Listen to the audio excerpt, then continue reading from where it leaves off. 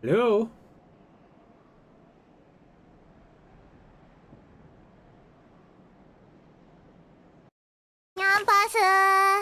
Oh, geez. If we are back, Dustin W12, thank you very much for the follow, dude. Welcome to the stream. Glad to have you here. Hope you're enjoying the show right now. I think we're back now.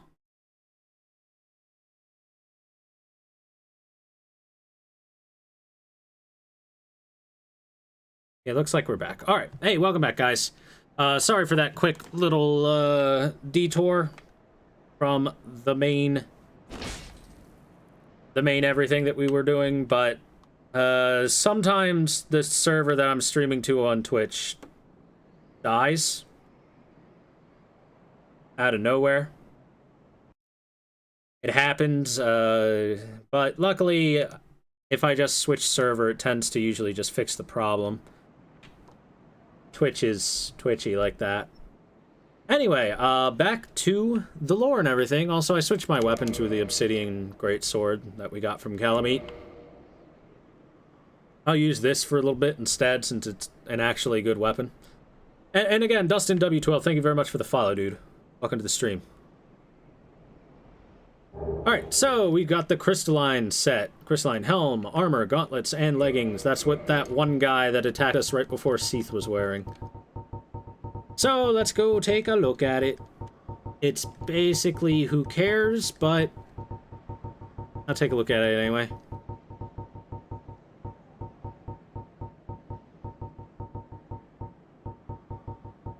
Damn, where is it?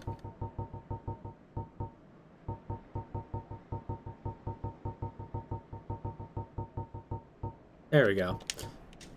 Crystalline helm worn by a hollowed knight who was partially crystallized. The power of the crystal grants high defense. Look at that. Wow. So incredibly informative.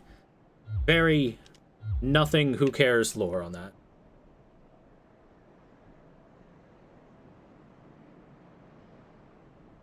Love that armor, but it's trash. I mean, it's got okay-ish defense. But yeah, it's garbage. Hello, Crystal Golem. Behold my obsidian sword. Oh, no stagger. By the way, the Obsidian Greatsword is probably the best dragon weapon. The best dragon tail weapon that you can get.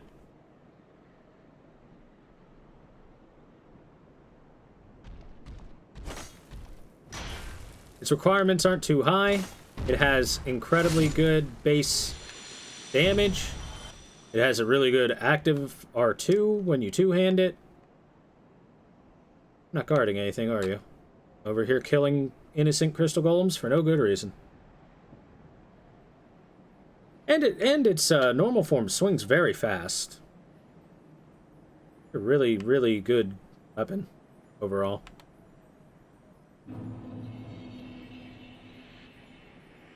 Alright, welcome! Oh, no. Welcome to the Crystal Caves. You can see that just being in here affects the lighting of the world outside of us. It makes it look really terrible.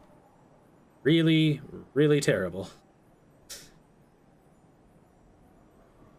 That's bad. Alright, so, the Crystal Caverns.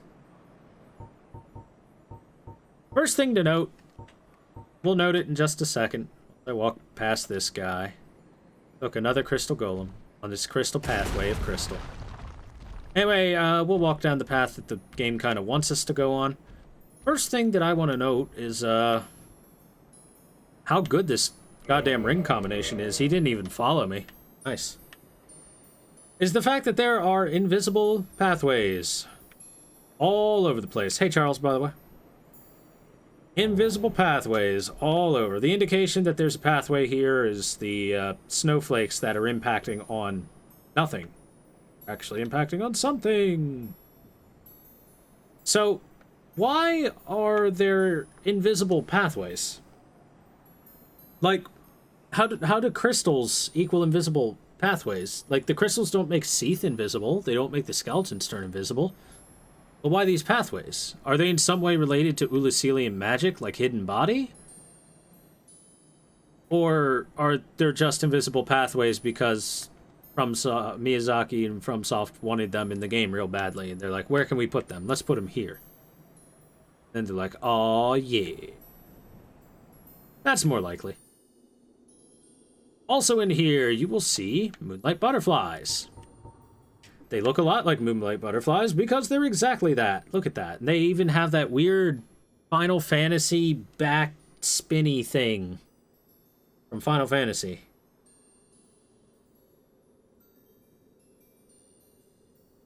Because they're Final Fantasy enemies. If you get the moonlight butterfly's horn, then it tells you that Seath created these from experiments on animals that are native to the area. So these things are made by Seath, but really, it's because Seath is on a quest. Seath is on a quest to capture anything he can and find out if he can possibly turn it into the concept art that FromSoft created so that they can put that enemy in the game. And so far, Seath has done a damn good job at it. I mean, he got the Pisakas in the game, he got the Snake Men in the game, he got these Moonlight Butterflies into the game, all just because he's a weird, creepy piece of shit. Dev message. Path ahead. That's your first actual indicator that there are invisible paths. Oh boy, this guy. I don't like this guy. I don't like this guy one bit. Because this guy's a really big, strong, angry golem. And it's very easy for him to knock you off that pathway. It's also very easy for him to jump off the pathway if he's kind. Want to jump back again, big man? Ooh, you missed.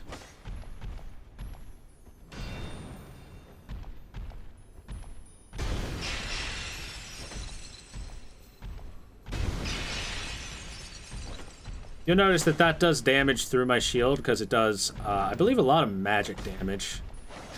And there we go. We got him. Big tough guy. Big tough guy. Anyway, hopefully these crystal lizards haven't disappeared yet, so that I can ruin their lives by killing them. Okay, I got all of them. 2 green Titanite shards, 2 twinkling Titanite, 1 blue Titanite chunk, 2 twinkling Titanite, and 2 blue Titanite chunks from those crystal lizards in here. And even more importantly is they were indicating that you can go this way. And if you take a look over there, there's an item. Across this awesome, amazing, long pathway of invisible bullshit. And the only real way to see the pathway is with prism stones. And it's best not to walk past your next prism stone, because it's very easy for your prism stone to land right on the edge of an area. Anyway, we should be getting 1 or 2 steps away from the edge. I'm going to leave a whole pathway just to show you guys what it's like to go through the pathway for reals.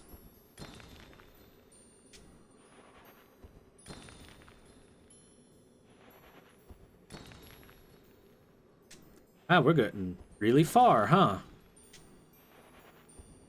You notice, it's a good thing that prism stones only cost 10 souls, because you need a lot of them.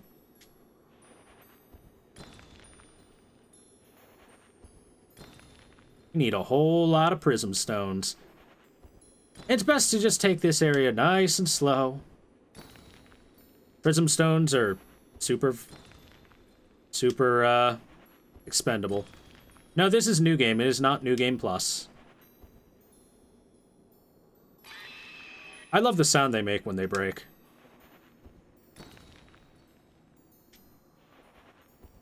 That harsh, crunching, grinding impact that they make.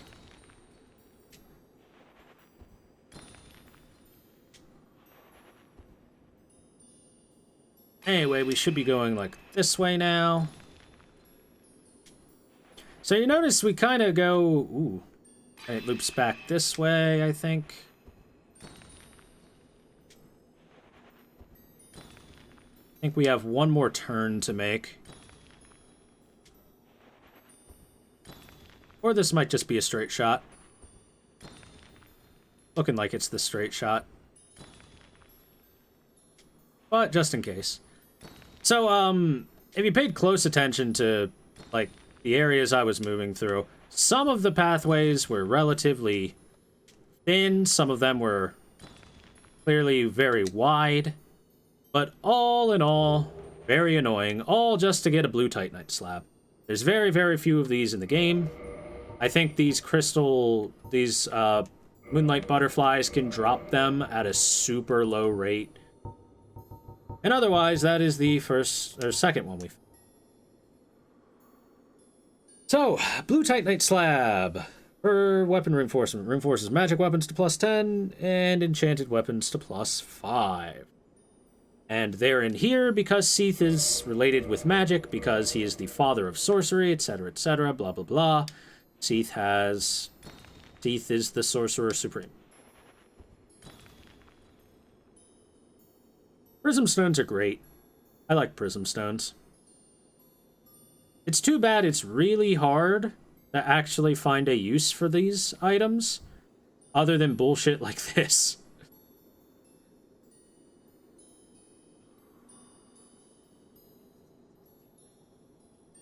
So, you notice there's a couple twists and turns across the pathway. Couple straightaways, but overall it's not too bad if you just take a breath, take it slow. Oh, there's a pathway here.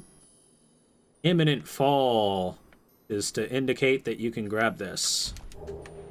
Blue Titanite chunk. Also, that guy over there is angry. Also, there's a moonlight butterfly here. Also, you can run up this, and it's a very straight line. So, no big reason to worry. This is actually a super wide invisible path.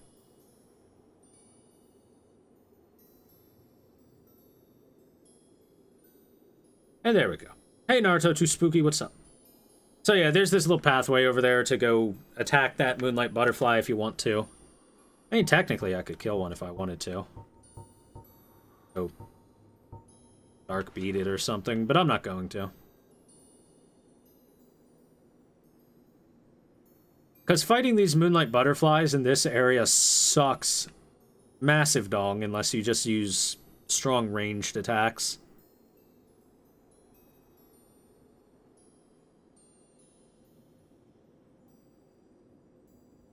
I think grabbing this aggroes him.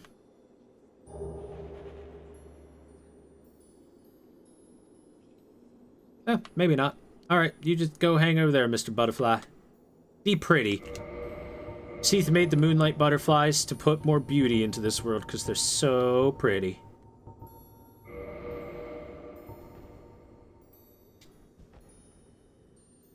Back at it again with the Dark Souls. That's right, with the Lore Souls.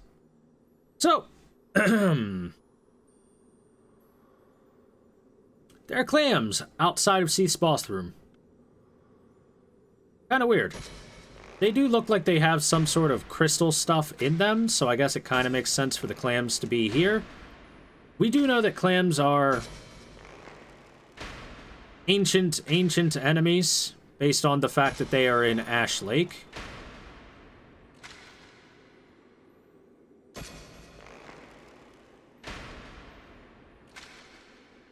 So maybe this crystal stuff, it could be an indicator that all of this crystal stuff is really, really old. Oh, wow, he's alive. All right, one more. I got plenty of them.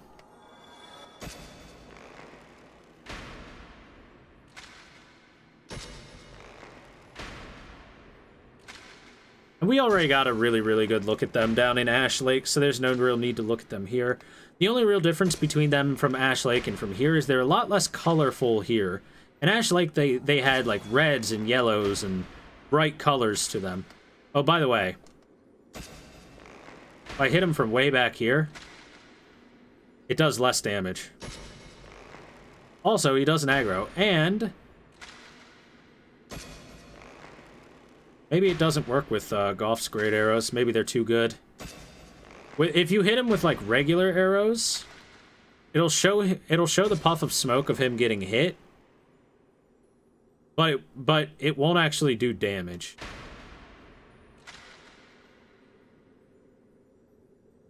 Well, go, bitch.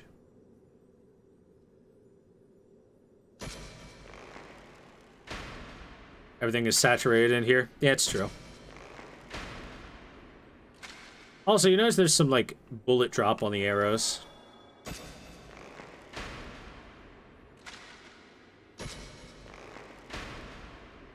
Yeah, these clams cannot handle these giant arrows.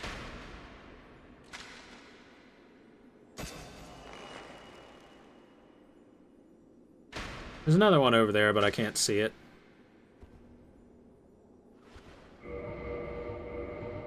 Swap you back to the catalyst. Alright, let's go see. Did our clam friend drop anything? Hey, look at that. Twinkling Titanite. That's pretty lucky. So yeah, these clams make pearls, and they make pearls out of the human remains of people they've eaten. That's why their skull's all up in.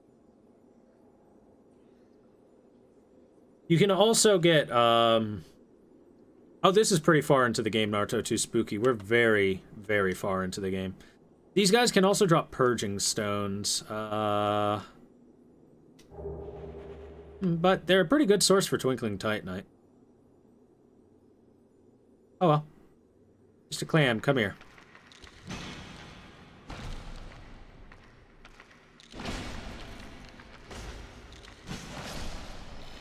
Owie, he hit me. What a meanie.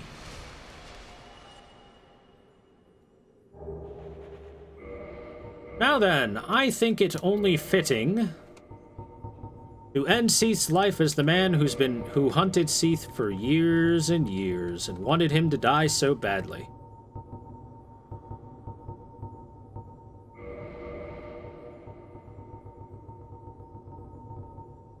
Are you correct about mouth fucking the clams? No, actually, you're not. You can hit the clams in the legs and it does just as much damage. The reason it doesn't show feels bad, man, for you? Maybe you don't have better Twitch enabled?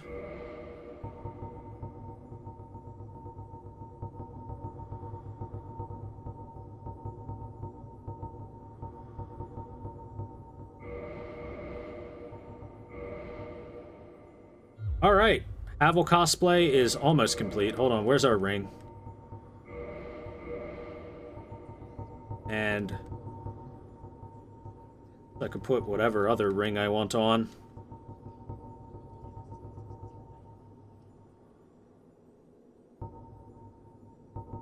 What other ring would I like?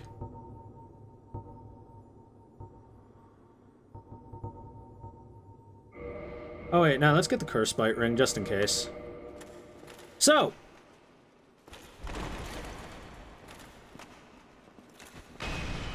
No Taviosa.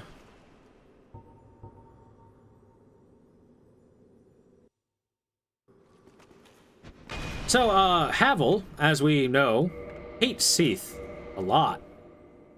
Has spent a lot of his life trying to come up with a reason for Gwyn to let him murder Seath because Seath is a piece of shit. Well, it's time for Havel, quote unquote, to finally get his revenge. Or at least me, dressed up like Havel. I am the Rock.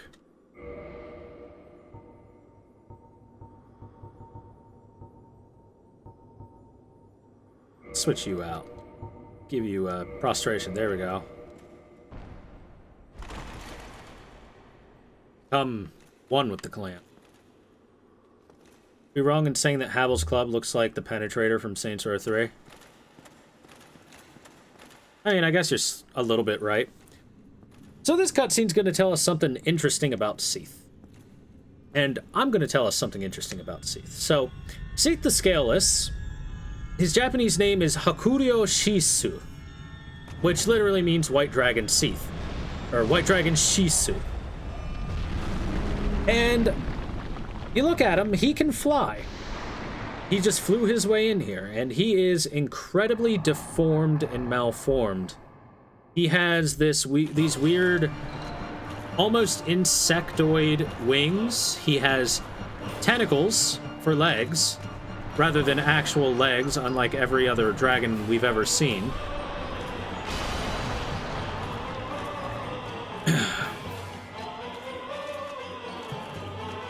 And he's blind, as we know.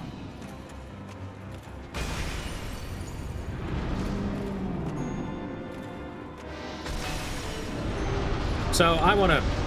Whoa. Whoa. Oof. That was rough. Seath. Strongman.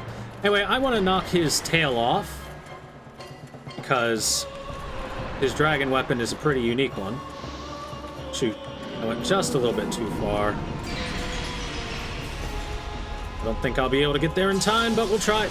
Oh. It was close.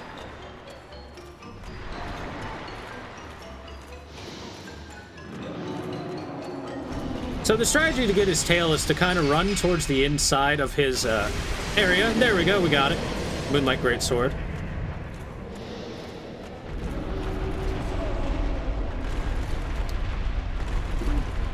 It's to run towards his inside to bait out a breath attack, and then just run in about around there.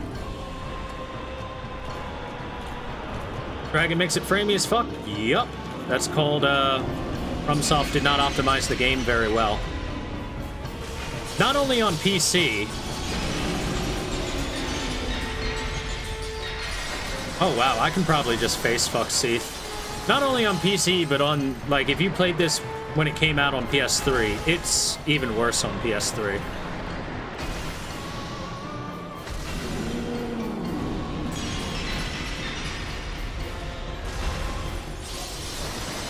I am the Rock.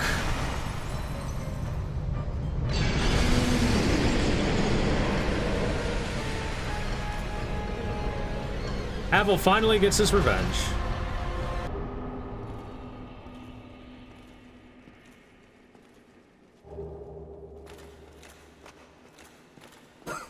Oh yeah, I'm playing with a controller.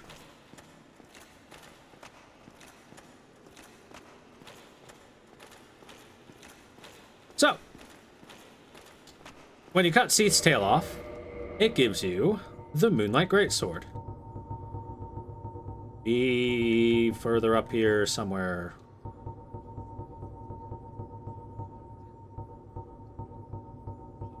There it is. Moonlight Greatsword. Let's take a peek. This sword, one of the rare dragon weapons, came from the tale of Seath the Scaleless, the pale white dragon who betrayed his own. Seath is the grandfather of sorcery, and this sword is imbued with his magic, which shall be unleashed as a wave of moonlight. So, this is mainly in the game as a reference to other FromSoft stuff. FromSoft loves the Moonlight Greatsword and puts it in, like, every game since Kingsfield or something like that. Which is why we're able to find it, since it's kind of related to magic attacks and unleashes a wave of magic. They gave it to Seath, because why not? That's literally... Out of anyone they could give it to, Seath seemed like a fine enough. So, as for Seath, he looks so much different from all other draconic creatures we've seen. He's got tentacles, weird insectoid wings, he has no scales, he's blind, he's albino, he's a huge mess of a creature, and the whole reason that Seath is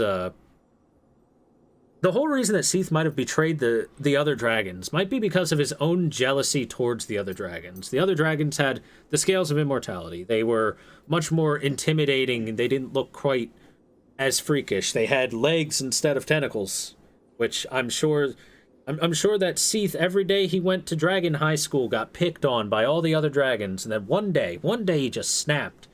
And he showed up at school with his friends Gwyn and pals in a trench coat and started shooting lightning all over the place.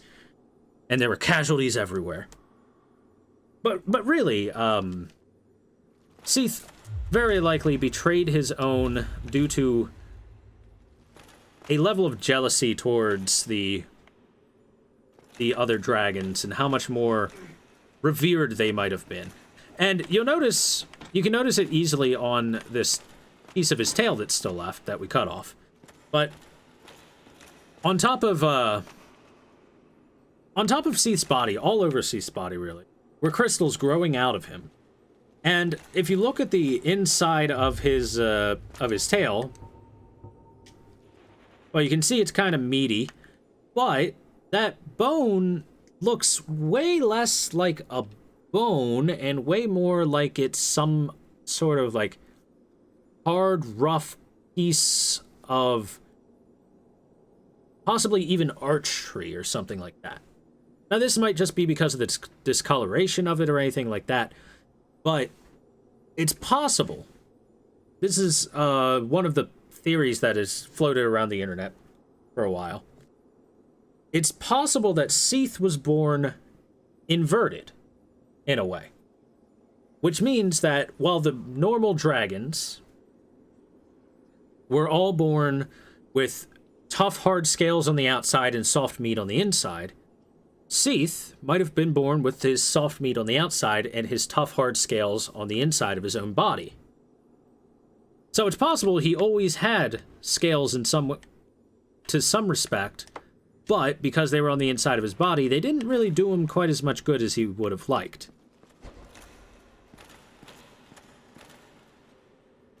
That's just one possibility. Just an interesting little theory that's out there. And again, why the fuck did Seath just keep his magic crystal that made him immortal out here in the open? Why didn't he lock it in a box and throw it in the ocean, or, I don't know, shot it into space? Maybe Seath is just dumb. Anyway, I suggest we take his tail over to the bonfire, we cook it up, and we devour some bitch dragon.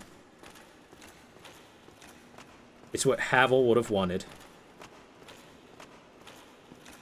You know, I liked Havel before the other Souls games turned Havel into this big piece of shit PvP meta. Alright, cook it up. Cook it up good, bonfire. Cook it up real good. Alright, the bonfire didn't cook it very well. Oh well, whatever.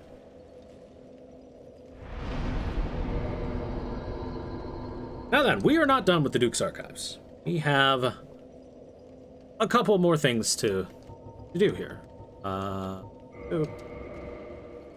Chief of which involves our friend Logan.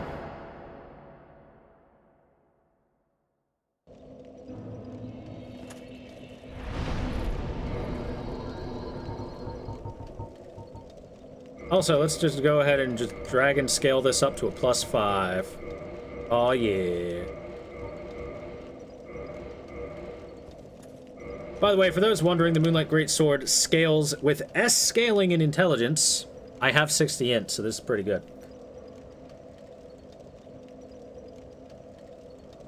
So, my scaling with the Moonlight Greatsword's really good right now. It's really good. And I suppose we'll take a look at it, like, standard Greatsword moveset, but when you press R2, magic. Look at that magic. Otherwise, your R1s are your standard Greatsword moveset. But, for the cost of some durability, you can shoot out magic pulses.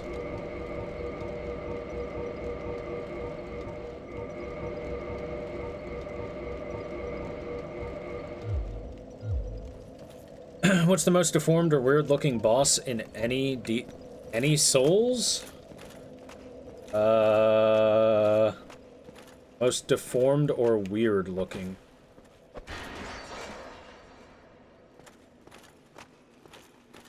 By the way, it's fine for Havel to have a catalyst, considering he was able to cast anti-magic spells and stuff.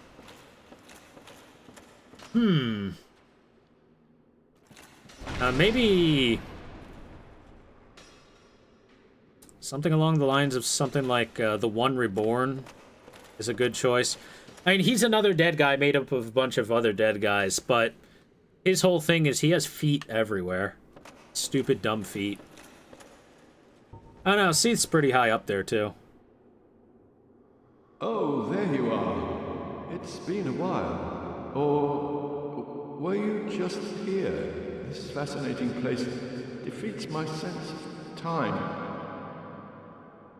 So,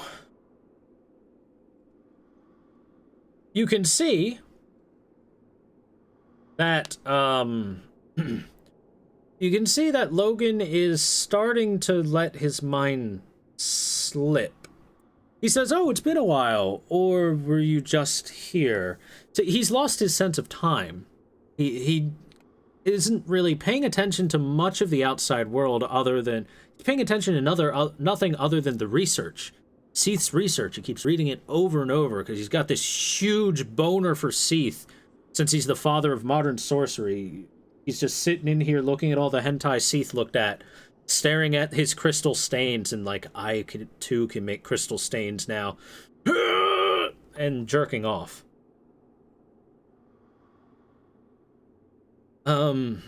So...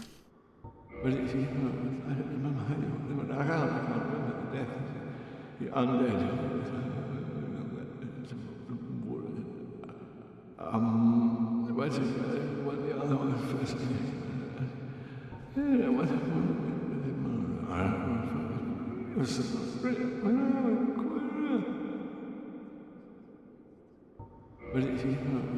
Logan is going down the same path that Seath went down, slowly but surely. Logan, after continuously reading over Seath's research, whatever information Seath found, whatever truth to the world that he's finding out that Seath had learned long ago, is slowly driving Logan mad. He's lost his sense of time. He isn't able to form coherent sentences as he continues reading through stuff. Oh, there you are. It's been a while. Or were you just here? This fascinating place defeats my sense of time. And as time goes on, Logan gets worse and worse. By what's left of what he's got. Anytime you please, for I too learn whilst teaching the student. And you see, he has moments of coherence. Who are you? Stay clear of my work. Curses upon you. How dare you disturb me? And the very second that I finished buying everything from him, he doesn't recognize us anymore. Who are you? Stop getting in the way of my work. His work has entirely consumed his life. He doesn't even have knowledge of anything outside of his own research. Outside of the research he's been doing over Seath's research. He doesn't even know who one of his friends is anymore. Who are you? Stay clear of my work. Curses upon you. How dare you disturb me?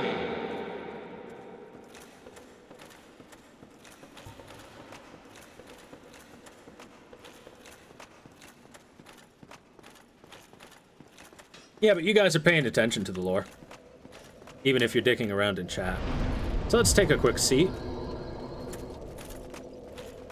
I should take this heavy-ass armor off. Oh yeah, naked time. Oh, he's still here, huh? Weird. I guess I have to teleport. Now then,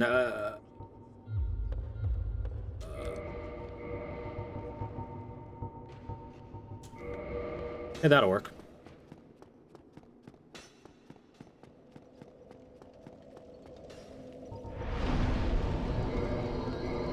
So now that we've bought everything from Logan, he'll do what all great merchants do in Dark Souls.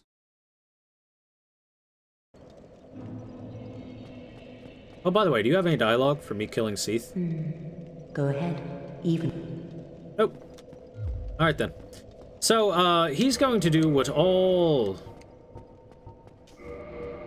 great merchants in Dark Souls do once you've bought out their inventory.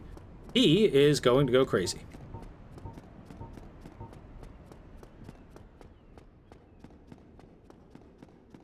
And to be more accurate about it, he's not going to hollow out. Mask of the Fuhrer, no. Anyway, Logan's not going to actually hollow out. Despite what it may appear, despite what you may think, Logan doesn't hollow out. Logan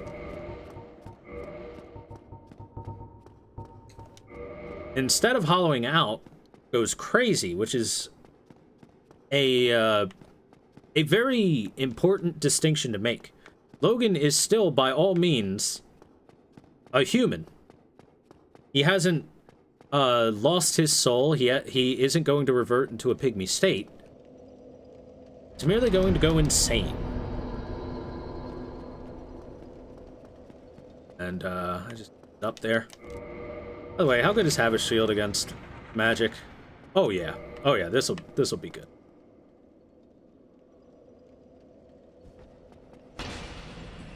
Any second now. There we go.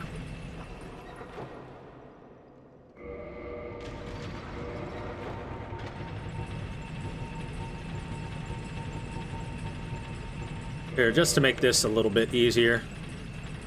A little bit faster, I should say. I won't have to murder everything here. Excuse me, pardon me. Naked man coming through. By the way, guys, I gave myself 66 endurance earlier because memes. I hope somebody noticed it other than me.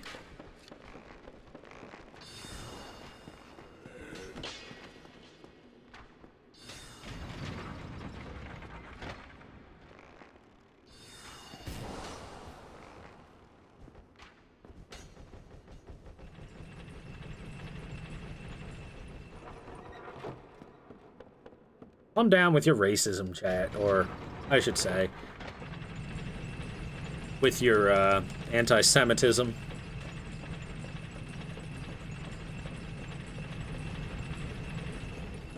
So, if we go back to where Seath originally was,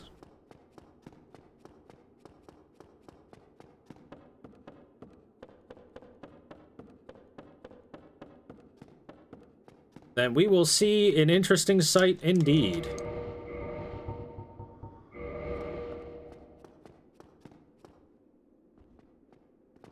Behold, Logan in all his glory.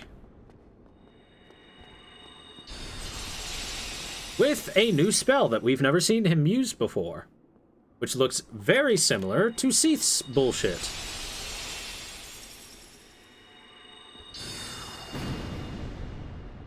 So, Logan has lost his mind.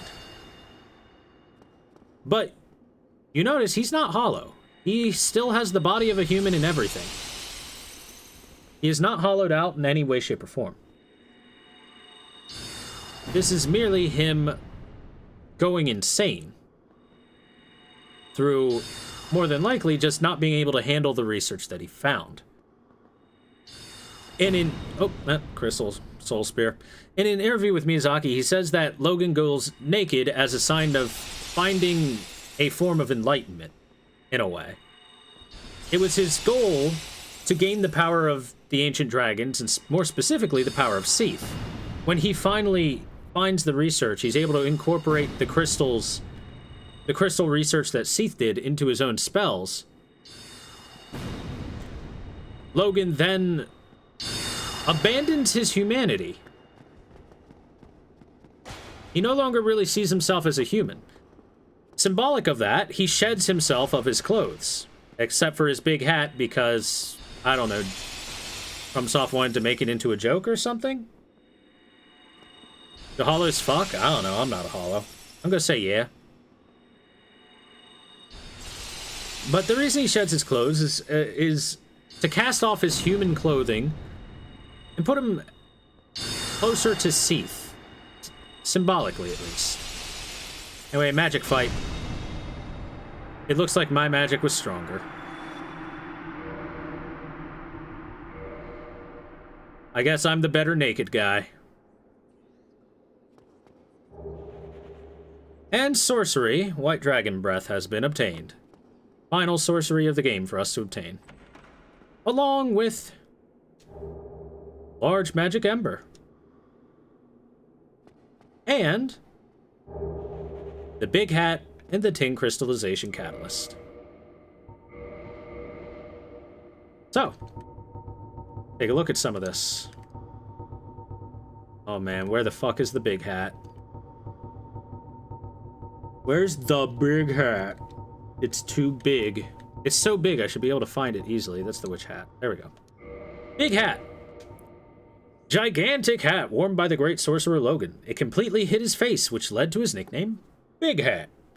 Famously antisocial, Logan used it to block out noise and people's stares so he could focus on his own thoughts, but it does not possess any special magical power. So it doesn't, like, make your magic better or anything like that. It's just a big old hat that Logan wore because he wanted people to leave him the fuck alone. So he put a big hat out to make sure that people couldn't see his face and couldn't recognize him. But then they started recognizing him by his big old hat, because he's the only person stupid enough to walk around with a hat this giant. Top of that, we got the tin crystallization catalyst right over here. Catalyst imbued in terrifying crystal magic used by Logan after his fixation on Seath. Makes all sorceries incredibly powerful, but demands extremely high intelligence from its wielder and halves your sorcery usages. That's the bad part. Demanding a lot of intelligence is fine, but the fact that it halves your sorcery usages is god-awful. In a situation where you only have, like, 4 to 8 casts of, like, a good spell, and then you cut that in half, that's terrible. It doesn't add nearly enough damage to make up for it. So while it would be the best, it's the best catalyzation, or the best catalyst for straight up damage per spell, but since it gives you less spells, it's actually a pretty bad catalyst. I've always liked Beatrice's catalyst. It looks neat too. And we also got a new spell, a magical new spell. White Dragon Breath. Sorcery developed by Logan during his infatuation with Seath the Scaleless. Emit the crystal breath of Seath the Scaleless. Although it no longer causes curses, what madness caused old Big Hat to appropriate this frightful power of the ancient dragons. Just equipped like 6 dark beads. Perfect. So, I like that it says what madness made him do that. The reason he appropriated the power of the ancient dragons is because he had the biggest, strongest, hugest boner for Seath. He sat down there, like, he probably got thrown into the prison by Seath himself, and Logan was like, oh my god, it's so good, Seath touched me, it's so good. But, because he had such this fixation on the dragons, and specifically on Seath, because Seath was the father of sorcery, Seath was the original sorcerer, the one who taught magic to people, and Logan's entire life revolves around magic. He then spent all his time, the second that he found out about the Duke's archives, the research that Seath did, and everything like that, he spent all his time trying to find out a way into this place to learn the secrets of Seath's magics. He's always wanted to become Seath in a way. And this was him putting on his fursona. He took his clothes off, shed his human clothes, put his fursona on, and said, I'm a dragon, and started flapping his arms and spitting on people, I guess. I don't know. I guess he keeps his hat because I guess that he identifies as the hat more than he does as a person. Also, interesting note, White Dragon Breath takes 50 intelligence to cast, which means Logan had a shit ton of it. Shit ton of it. By the way, Logan must have been really happy in here, because if you look all around, Seath has crystal goop all over everything.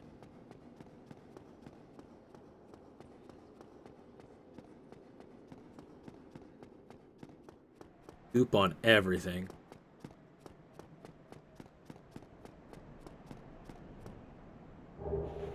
Still have a great hero. Just thought I'd point that out. That's just hanging out here. It kind of makes sense, you know, a guy that went to fight Seath died. Alright then.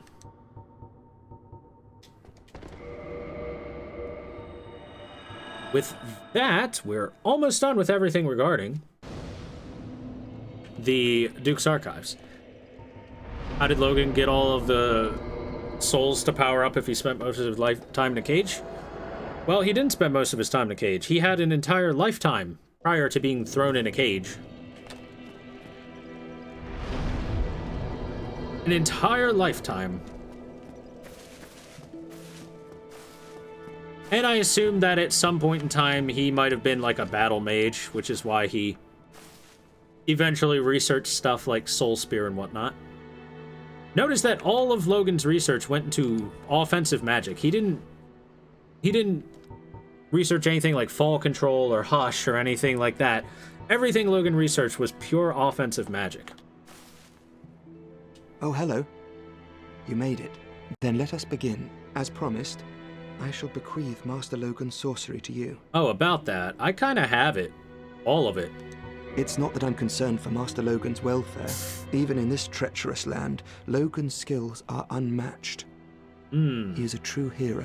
No, the reason I seek Logan is, well, it's really my own conceit now, isn't it? Yeah, unmatched. Do you not recognize the hat? It's not that I'm concerned. Even in this... No, Well... It's not that I'm concerned. Well... All right. That'll do it. That should help you on your journey. May we meet again. Oh, hello. Then let us, as promised. It's not that I'm concerned. Alright, he's got nothing new. Goodbye, then. So, we bought all of Griggs's stuff. Now, is that a soul arrow? Yeah, that's the one thing I didn't buy from him. I just left it there for easy purchasing later. Oh, hello. Then let us, as promised. No, you got nothing else? It's not that I'm nothing new concerned. to say, huh? Goodbye, then. Deuce. Well, I know where he's going. I'm gonna go find him. But before I do...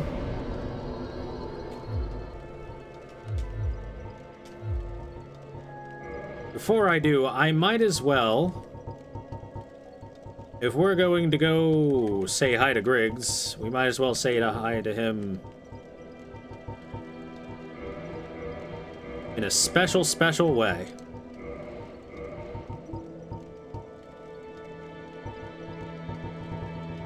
In the specialist way that we can. Let's see, we could do... whatever. Perfect. Alright. Let's see, to the parish.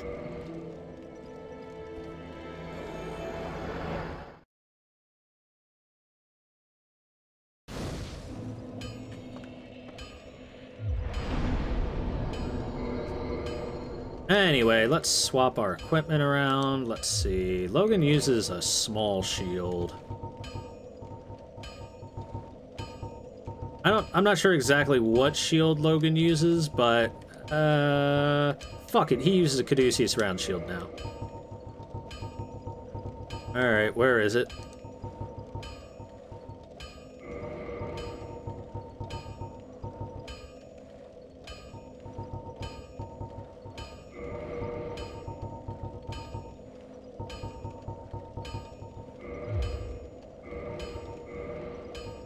Whatever, it doesn't matter.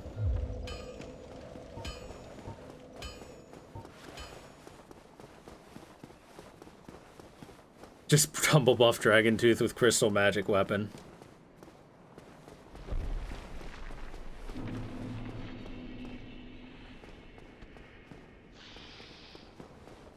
How was that noise? Oh. There's the boulder falling. Excuse me, pardon me, snake people. I have important business to conduct. Because Griggs will now be gone from Firelink. And Griggs, being who he is trying to chase after Logan. Now that Griggs has fulfilled his obligation to us, or at least whatever obligation he thought he had to us, aka teaching us basic sorceries and whatever Logan taught him. He is now sufficiently ready to move on. Owie. Boulder. Boulder hurt.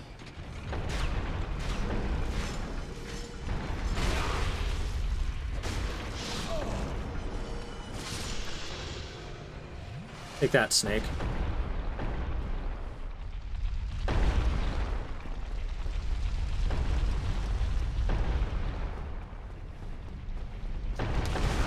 Oh, damn. Got me.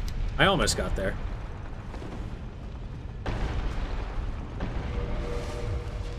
Anyway, one more thing I do need is that in order to help make the cosplay proper. Let me see, is it here? No, it's not quite there.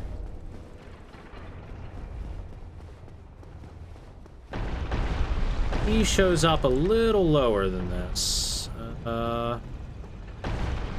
Get that boulder out of here. Go away, Boulder Chan.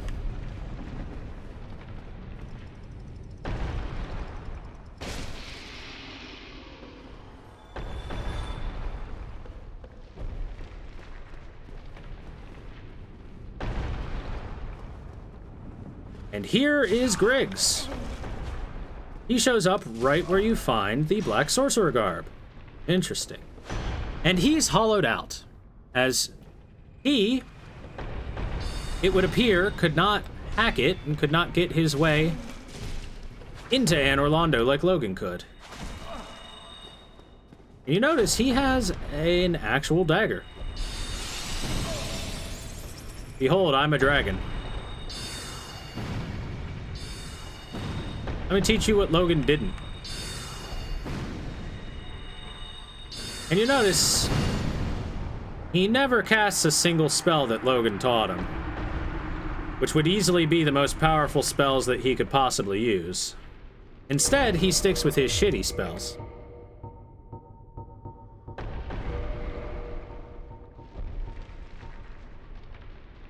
Likely because he doesn't actually have the intelligence needed to cast the spells that Logan taught. And he gives you the Sorcery Hush and the Slumbering Dragon Crest Ring if you haven't already gotten them, which I have. Because, yeah, I guess we'll take a look at it once more, but to hammer it home, ring was secretly worn by certain surreptitious sorcerer at Vinheim Dragon School. The ring is engraved with an everlasting dragon in its silent slumber and masks all sound emitted from its wear. Because Griggs was probably some sort of spook or something like that. Some sort of, probably had some sort of training in, I guess it would be espionage or something like that. What did I say here?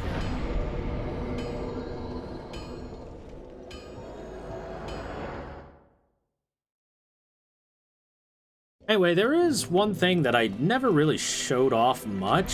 I think I showed it once, but I'm going to show it one more time because there's something important for me to grab.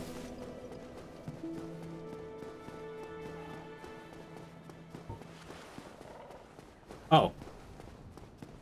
And there's one other thing for me to do.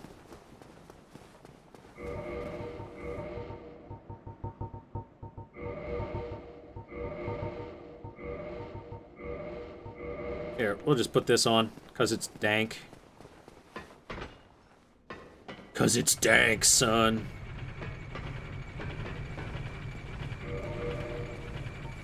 Also, let's change this shield to anything that isn't garbage, like, Grass Crest Shield, that'll work.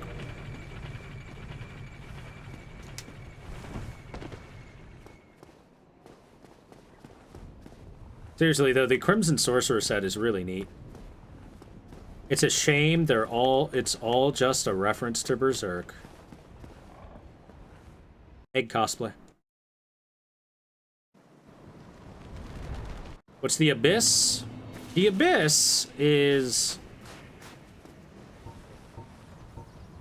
Somewhat hard to properly describe what the abyss is. Get wrecked.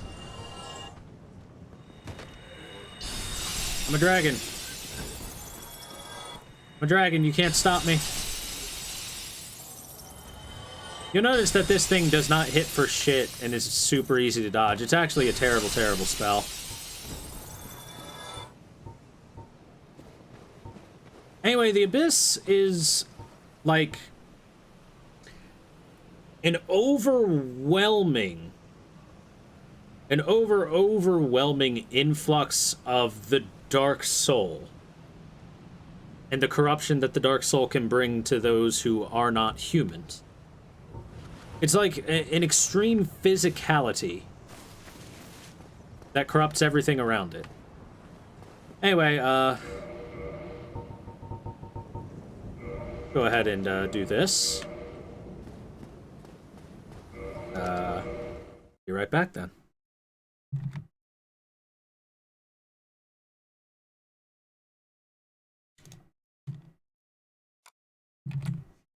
Just in case.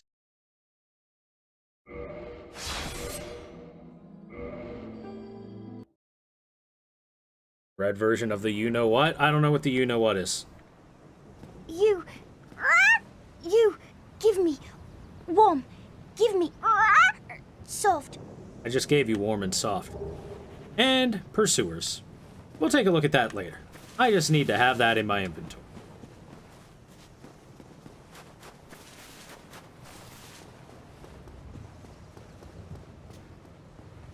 Don't you worry about a thing, guys. I just needed to have that in my inventory for reasons. Reasons of dankitude. Ow. Fell a tiny bit of distance. Hey, Patches, what's up, bruv? Oh, you again? Fancy that. You've come at the perfect time. Some new gems have come my way. I saved them specially, just for you, mate. Some new gems? Wow, I wonder what he could be referring to. He would be referring to fucking nothing. It's like one of the few times that Patches outright lies to you at this point of the game. I'm done with the looting. Come on, you can do better than that. Nobody likes a tightwad. You hear me? I like Patches' style. Patches is fun. Buy Mask of the Father? I have a Mask of the Father. Why would I need to buy another? Here, just for you. Because memes have to happen. Or else chat will explode if memes don't happen soon. Let's meme it up. Giants. Giants.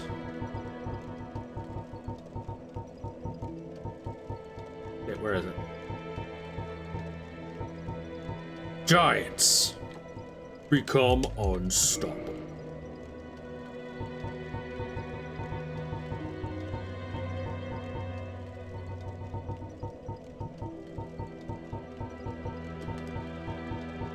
Up. There we go.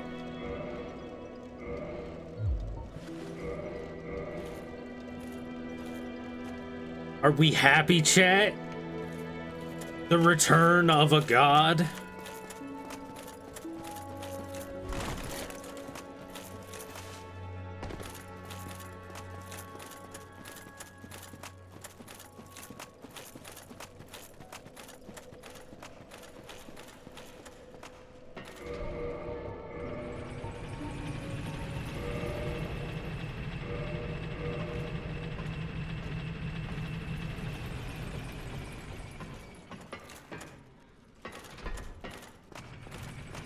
Anyway, you know there's a couple people we haven't spoken to quite some time.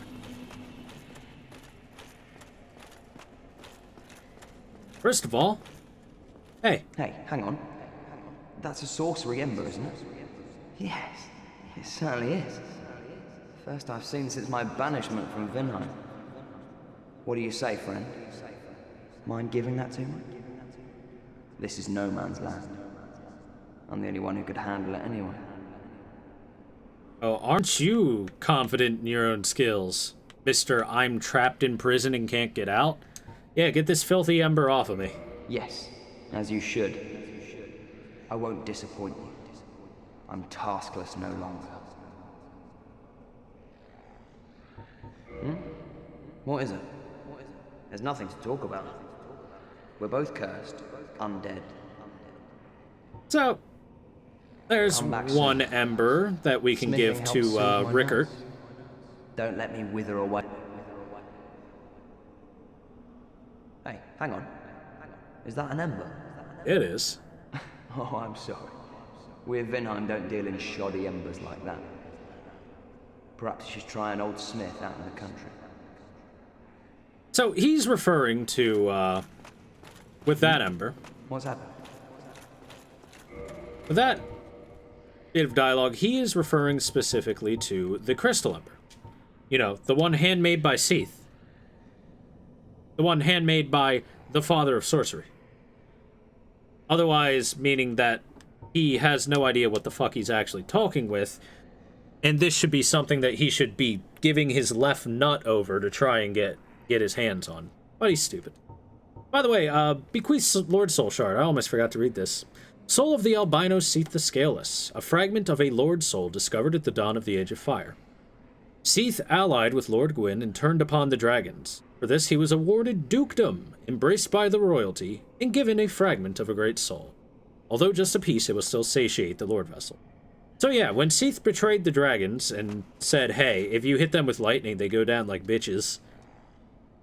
He, like, everyone, Gwyn, all of his friends, his family, everyone's like, oh my god, Seath, your dick is so big, please, let us just and embraced him. Turns out that was a bad idea. Havel was correct, and Seath is a piece of shit that spent his time stealing handmaidens and performing horrible, horrible experiments on them. Ow.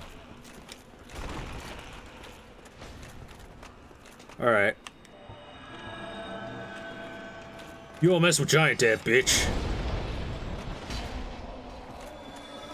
That is why you do not mess with Giant Dad. Bitch.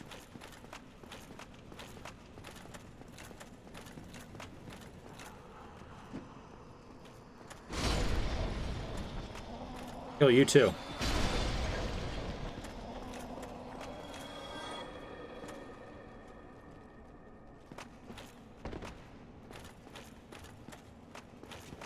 Anyway, we've done everything that we can do in New Londo, except for talk to Ingward again. Ingward's just been hanging up on top of this roof for this whole time. After we, you know, defeated all of the evils of Blighttown, New Londo for him.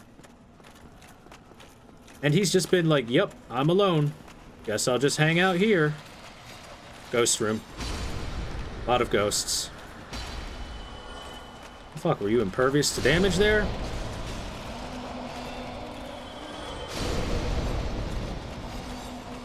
All the bitches want Giant Dad, but Giant Dad's gotta beat him off with a stick.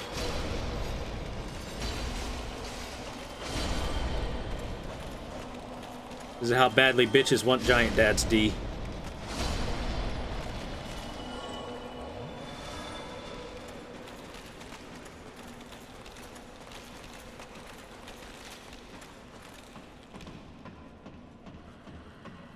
He's been fucking bored standing on the roof for eons. Screw you, Fireplace Ghost. I don't think Fireplace Ghost can chase me all the way up here. I'll give it a second, just in case.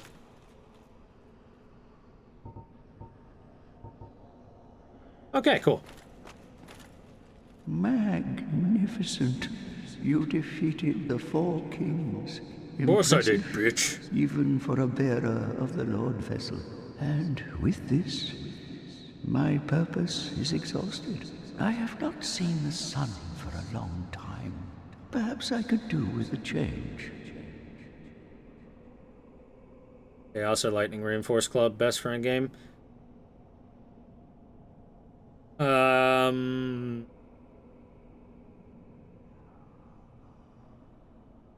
chaos if you can keep your humanity up very high.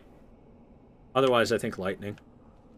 So, Ingward has said that his purpose here is done, because the Four Kings are dead, because we killed them. He no longer has a reason to stay here and, you know, make the call on to, I don't know, nuke the area in some other way, shape, or form if the kings somehow found their way out of the abyss. So, he says it's time for a change. And I have not seen the sun for a long time. Perhaps I could do with a change. So he says he hasn't seen the sun for a long time. So,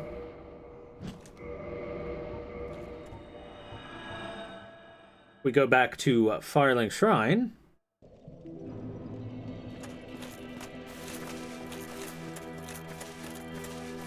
He will be somewhere.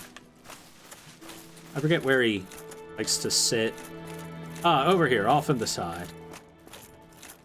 Oh, hello. The sunlight made me wince, and now I've come back to this dark hole. So what brings you here?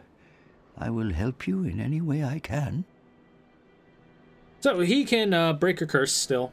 I have no curse to break. He sells transient curses, and he will now be here as an easier to access merchant at all times, so doing the same thing he always did.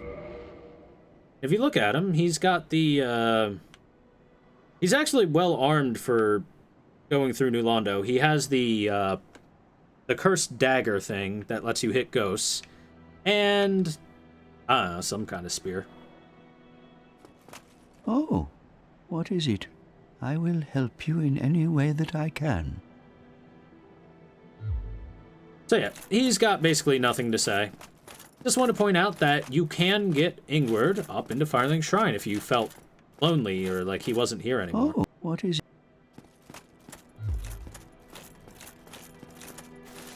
So then, while we are continuing our NPC quests. Oh, hello there.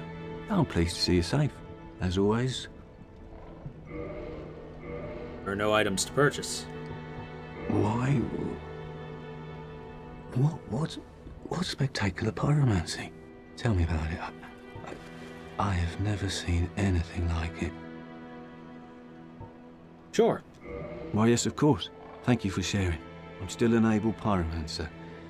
I shall locate her myself. I mean, you're dead, once again. So, Laurentius wanted to know where we found the primal pyromancies, where we upgraded our pyromancy flame. And we told him. We told him about Quelana, about how she shows up in Blighttown, but only if you're an incredibly strong pyromancer. He said she'll only show herself to... She's only visible to those who are strong at pyromancy. A pyromancer's flame. Oh, goodbye then. Be safe, friend. Don't you dare go hollow. Goodbye then. Be safe, friend.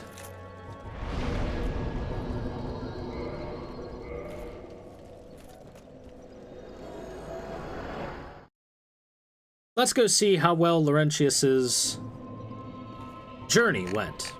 And on the way, since I have a relatively long walk to cover, let's go over Laurentius's Japanese name. Laurentius's name in Japanese is Onuma no Jujutsushi Laurentius. And Onuma no Jujutsushi is means shaman of Onuma.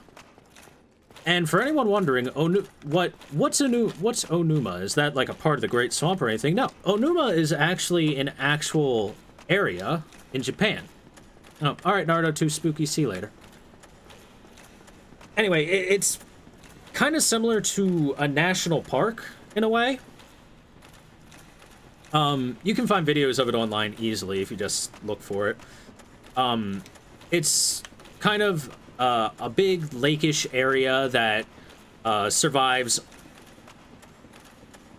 under a volcano. It's somewhat swampy. So when Laurentius is talking about the Great Swamp, since his Japanese name is Shaman of Onuma, it's very likely that they're just making a reference to this real-life place that exists in the world. Ooh. And in a way, like, Onuma is kind of a very serene pond-like area, which used to be volcanic, right? It kind of makes sense for Laurentius to be who he is and be a shaman of such an area, you know? He's, like, Laurentius has this representation of a long-dead fire, aka pyromancy, attached to him, which is this wild, dangerous thing, like the volcano, which eventually is represented by a serene and calming area, aka the person that Laurentius is. And interestingly enough, the kanji used for Jujutsushi is made up of the kanji for cursed, art, and master. So the pyromancers are called masters of a cursed art. Pyromancy is called a cursed art, originally.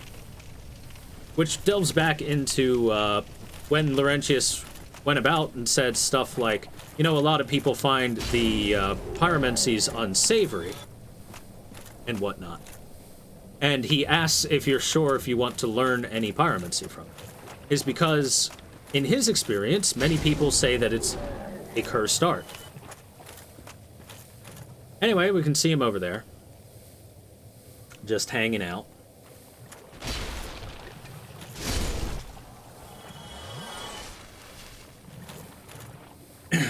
And we go over. Unfortunately, even our jolly friend Laurentius has succumbed to becoming a hollow. He's not immune to being poisoned either, as you can see.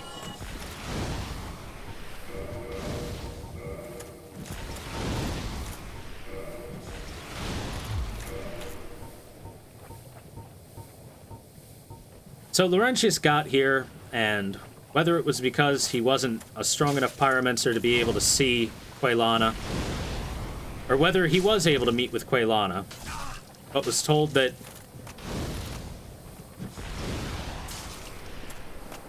but learned everything and had nothing new to learn, and thus lost his purpose in life. Whatever the reason being, when Laurentius made it down here, he hollowed out in the swamp. Now, we had to kill our best friend. I'm sorry, chat. Laurentius really was the nicest guy, one of the nicest guys we knew.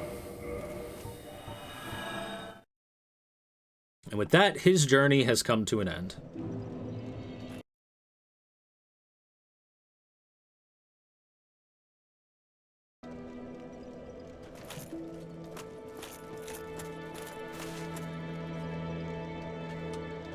Now then.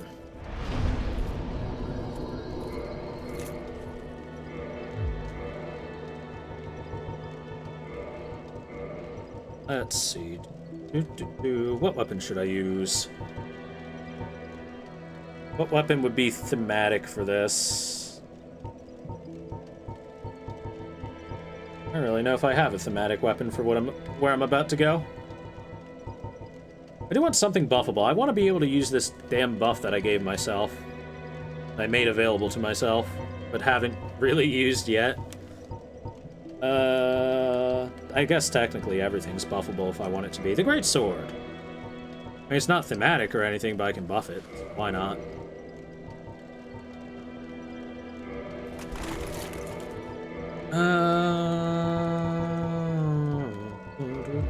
As for what I want to wear...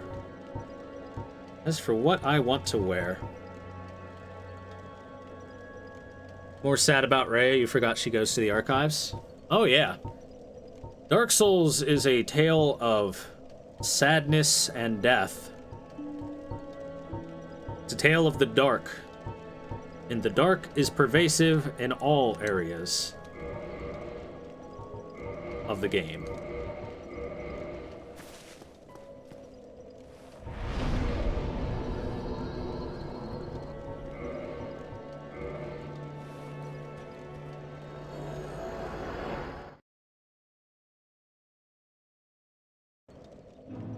The dark eventually comes for everyone.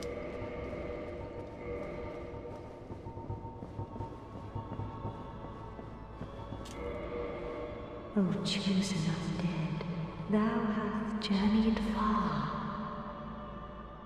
Please, Father's role thou should assume, and inheriteth the fire of our world. Thou shalt endeth this eternal twilight, and avert further undead sacrifices. Kingseeker Frant, the primordial serpent, shall guideth thee. Now thou shalt go forth, chosen undead. May thou be one with the sunlight forevermore.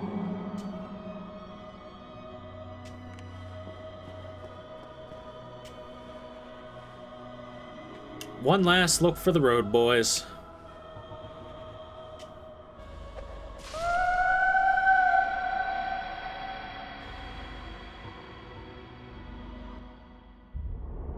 Thou that tarnisheth the Godmother's image, I am Gwyndolin. And thy transgression shall not go unpunished. Thou shalt perish in the twilight of Anor Londo.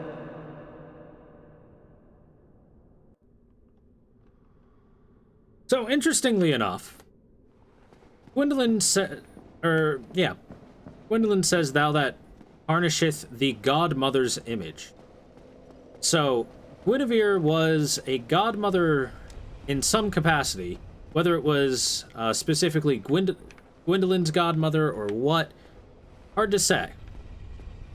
Maybe it's just a term that was being used in reference to her, and she was, seeing as she was considered the quote-unquote goddess of fertility. Either way,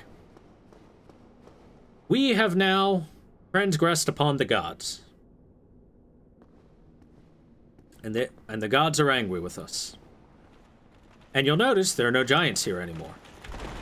There's no sunlight here anymore. There is a guy dressed in black iron garb, a guy dressed as in the Boulder armor, a Baranike knight and a Boulder knight. Two of the groups that were heavily trying to make their way into Anor Londo. Interesting. Now, when you transgress upon the gods, they send after you Blades of the Dark Moon. I should know. I was a Blade of the Dark Moon myself. So these are Dark Moon blades.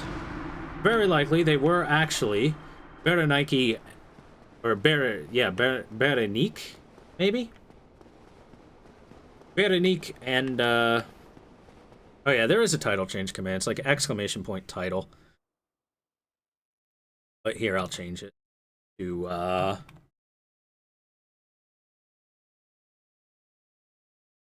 yes, Jings, this is a lore stream.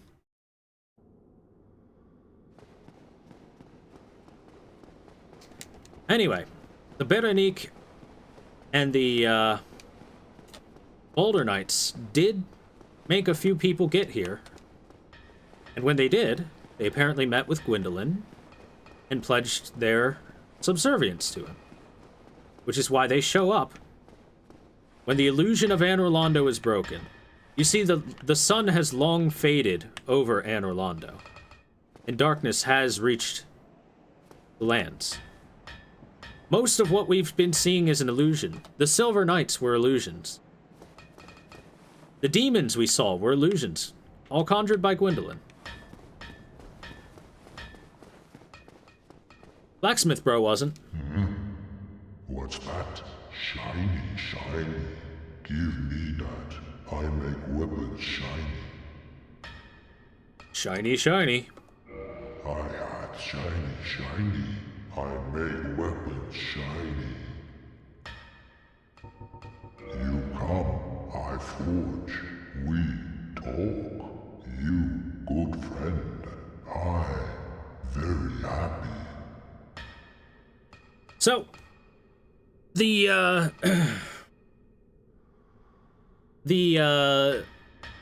giant here has been our very good friend.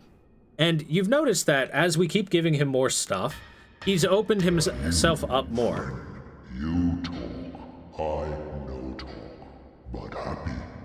So that's what he used to say. And then once we gave him the newest ember, he also added in, you show up, I forge, we talk, we good friends. But you are So he's very happy to have us here. He's happy to have work. He's just a happy fella. And now he can create crystal whatevers out of +10 weapons. If you want them. Because, yeah, I could get the Moonlight Butterfly Horn. I might as well, just for lore reasons. Just to read it. I don't think I ever grabbed it. Oop.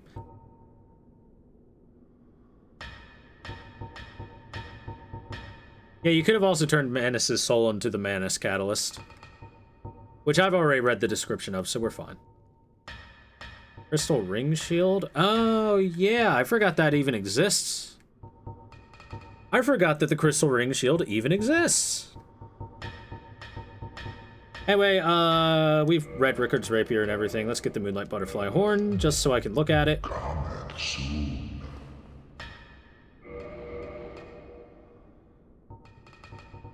Not really much of anything else. I cheated most of the other stuff we could have looked at into the game. This is one I forgot to. Weapon born from the mystical creature, the dark root guardian, the Moonlight Butterfly. The horns of the butterfly are a being created by Seath, are imbued with a pure magic power. Yes, created by Seath. Seath creates everything that's weird. Hello, forge I can, strong I am. Cometh soon. So, upon dispelling the illusions over Anor Londo, if we went through all of the palace, we would find no enemies. No more Silver Knights. There are no more Silver Knights. And there are several Dark Moon people to attack me, including So it the was bonfire, you, was it? the How Firekeeper. dare you produce a blade upon a deity? How did you ever get this far? I shall end your suffering here and now. She seems to have no clue what to do. It is the least that I can do. She has a parrying dagger out. Oh wow, she got through.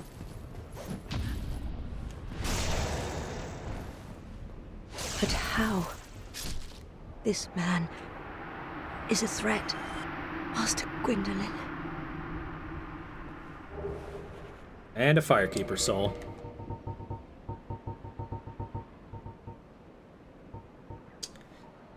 Fire Soul of the Dark Moon Nidus. That is the only real identity that she gets other than the Firekeeper of Anor Londo. A Firekeeper's soul is a draw for humanity, and held within their bosoms below just a thin layer of skin are swarms of humanity that writhe and squirm inside of her. Her brass armor serves to disguise this ghastly form. So, apparently, like, under her skin, you just got this swarming mass of humanity just flying all around, making bumps under her skin and stuff.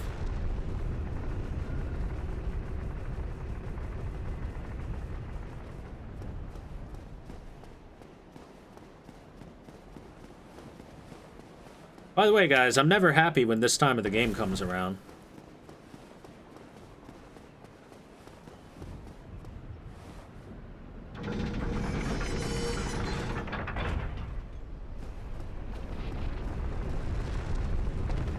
Because it means that the game's grinding towards the end. There's not much else for us to do other than the unpleasantries. And especially when the unpleasantries include this.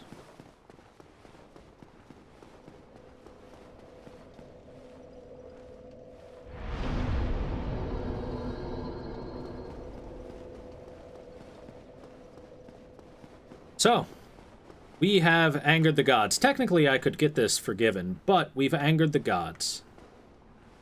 And the last god actually left in Anor Londo is Dark Sun Gwendolyn. His Japanese name, Kage no Taiyu Gwindori, literally means the son of the shadows, essentially meaning that he is a son like Gwyn, but he's hidden within the shadows and rules from out of sight, which very much fits him, considering the fact that he's hidden behind an illusory wall that can only be broken with a special item, and behind a fog gate.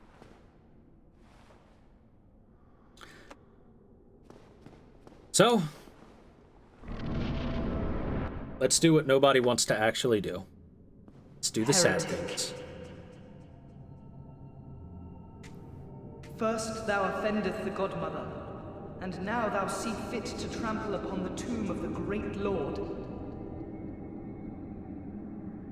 I am the Dark Sun, Gwyndolin. This is a really cool intro to a boss fight. For thy felonies commenceth.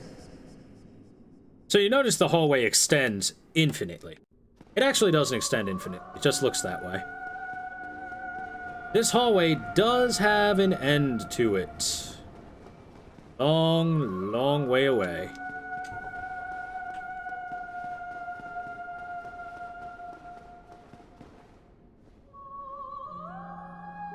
Yeah, I guess I can't cast this. I guess I got kicked out of the Covenant the second that I, transgressed. Oh well.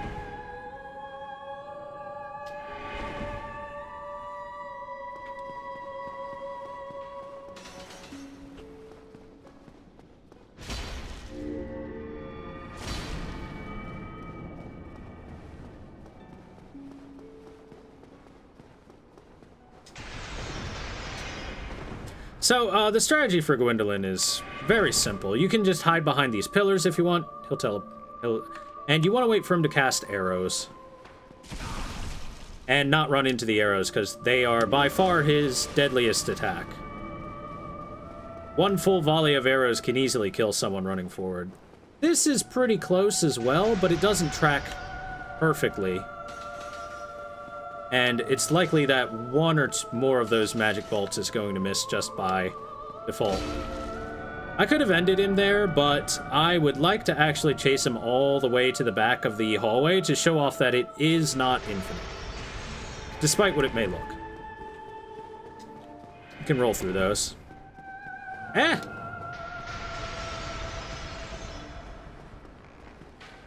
Come on, Gwyndolin, don't make me run circles around. Come on, baby. Hello. And if you look really close at Gwyndolin, specifically those little tentacles that he has, those cute tentacles of his, they are actually snakes, and each one has a snake head at the end of it.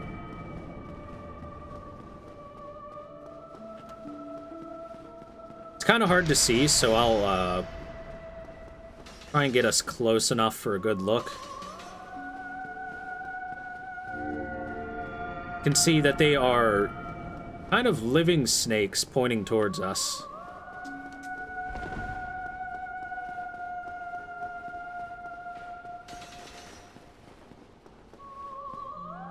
See? Snaky. They even have snake patterns, so for one reason or another, Gwyndolin has snakes for legs.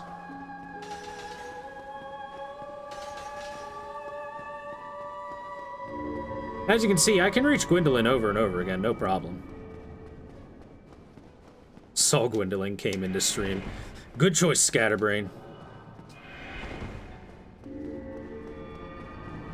Anyway, I just gotta chase him to the back of this hallway before I'm satisfied.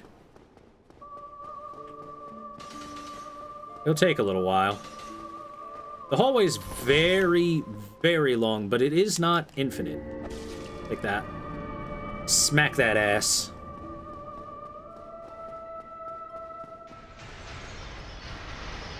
Did they cut off his penis? No, of course not.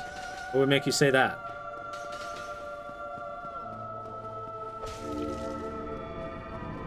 I gotta keep the pimp hand strong. Make sure Gwyndolin knows who's boss here.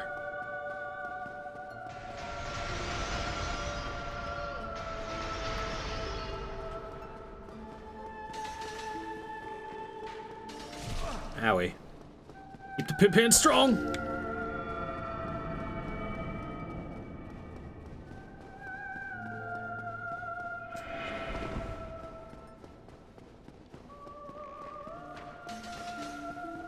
Hope you guys are enjoying running down a hallway stream. Gwyn the kind of guy to cut off his son's dick? I don't quite think so. He seemed very loving of his children overall. Other than maybe his firstborn, but maybe that's because he had huge expectations for him that weren't met.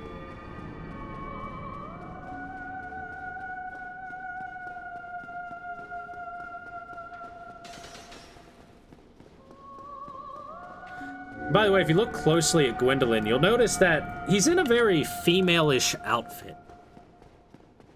A very feminine outfit. And he even has, like, hips. He has hips, his face has softer features. I guess it's kind of hard to see from back here.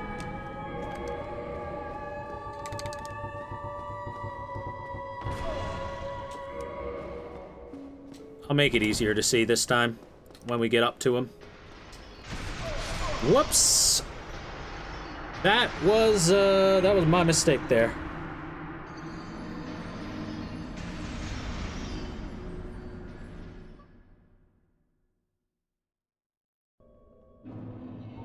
Oh no, we're back at this bonfire, but wait, I sat at the other one, so it's fine.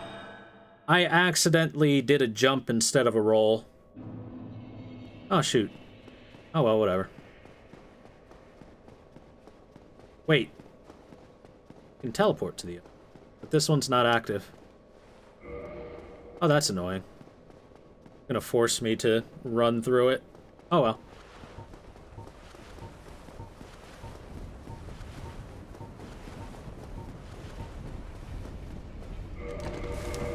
Let me just bring that their elevator back so that we don't take too long.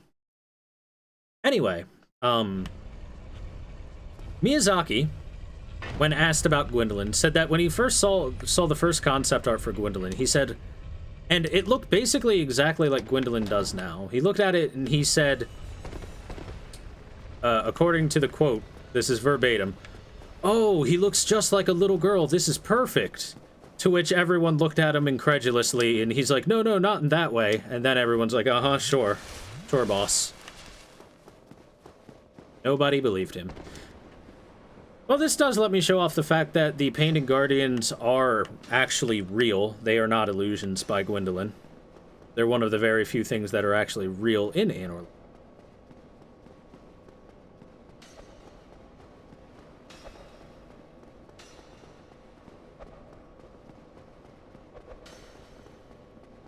So Miyazaki clearly wanted some of that hot trap femme dick all up in his face.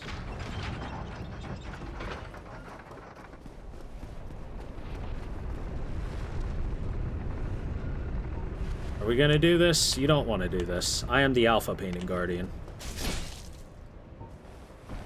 Nerd.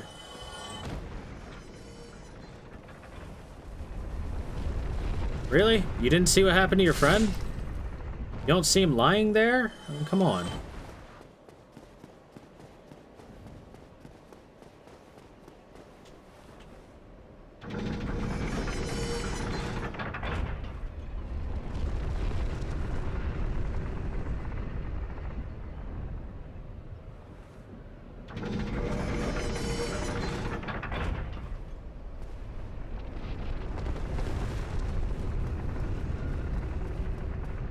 And then it catches up with me, and alright. So yeah, Miyazaki fully wanted Gwendolyn to be very, very female, very feminine. And was just happy as a clam when he learned about Gwendolyn being all sexy female and everything like that.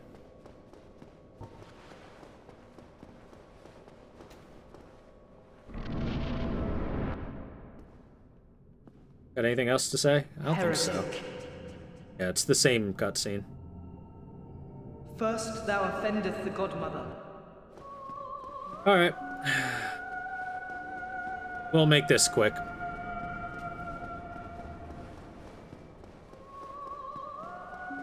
Thing is, I jumped face first into magic last time like a derp.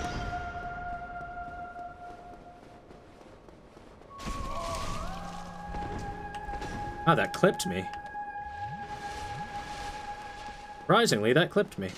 I guess it caught, like, my shoulder.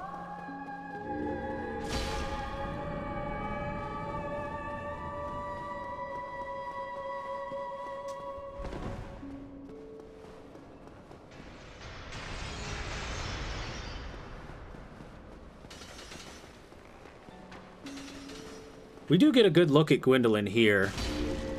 He has kind of a slightly raised chest. He has hips, and he has much more, much fuller lips, fuller, softer looking lips than that of any other male character that you meet in the game. Gwendolyn is pretty much, in all intents and purposes, a female. Just wait here for the next round of arrows, the next volley.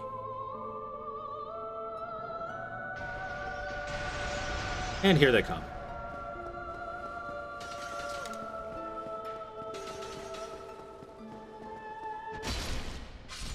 Oh, heretic, swathed in dark, an eternal curse upon thee. Sorry, Gwendolyn.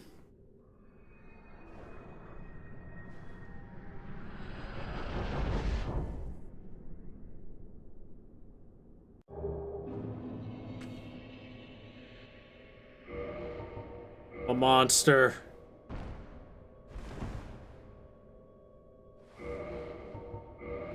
I don't deserve life anymore. I'm the worst.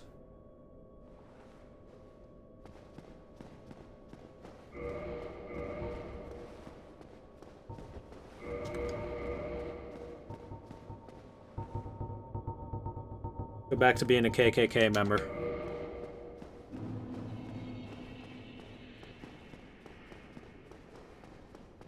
So, Gwendolyn marks this as Lord Gwyn's tomb.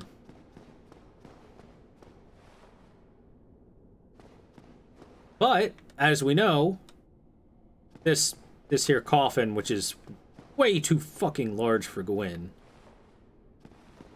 is empty. Gwyn isn't here. Anyone that's played the game knows Gwyn's the final boss. That. So, this is not really a tomb, it's more of a cenotaph.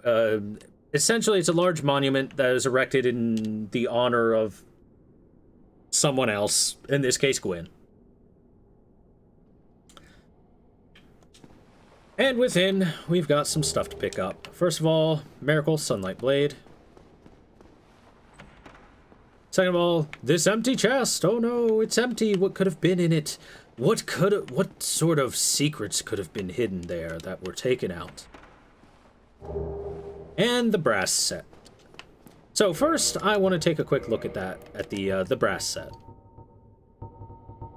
as this is the set that the Dark Moon Knightus was wearing, is the brass set, which is actually a pretty decent looking set. I like the brass set overall. It's somewhere.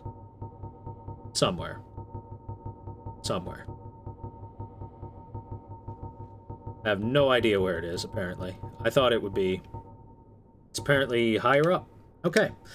Helm of the Dark Moon Knightus, Firekeeper Van Orlando. After becoming undead, she visited the Dark Sun Gwendolyn at the Mausoleum of the Spiral Depths, became a Blade of the Dark Moon, and assumed the flame-keeping duty. She received this helm, which hides her hideous form and helps her hunt the guilty. They all hide her hideous form, which if you've looked at like Anastasia, her face doesn't really look hideous or anything like that.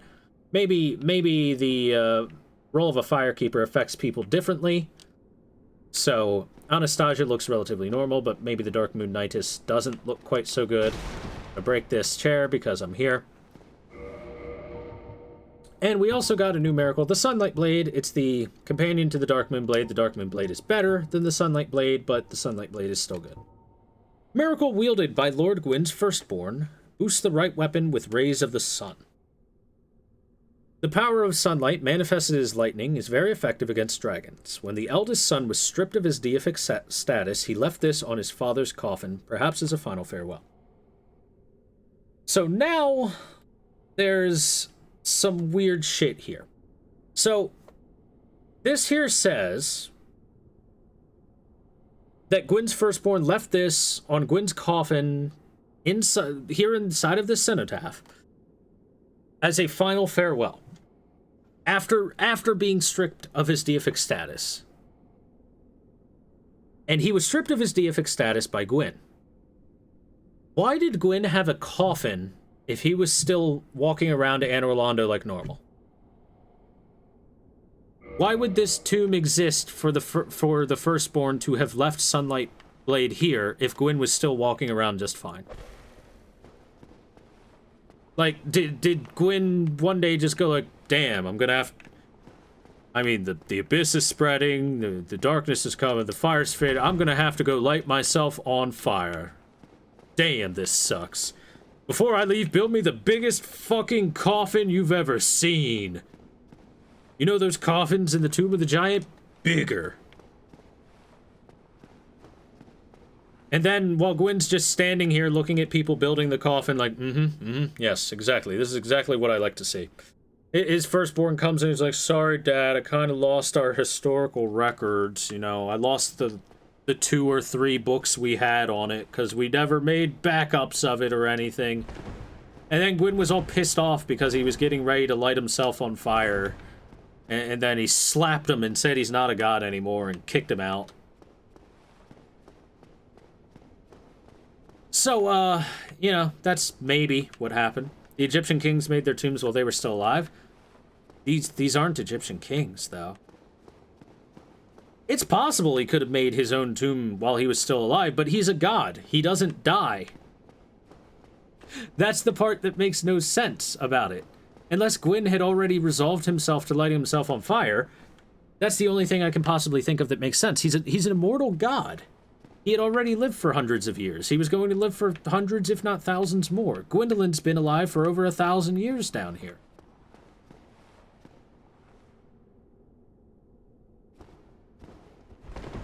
So, he wasn't going to die of old age. He was the most powerful being on the planet in terms of absolute fighting prowess. So he wasn't going to die in combat, more than likely. Instead, he just had this built for no good reason. No good reason. Unfortunately, I must leave as I have some things to do this afternoon. Wait as long as possible and enjoy the rest of the stream. Alright, Dragon of Leaves, see you later, dude. Thanks for hanging out. I hope you enjoyed the stream and everything. See you next time. Go do what you gotta do. So yeah, in terms of making sense, that doesn't make a whole great deal of sense.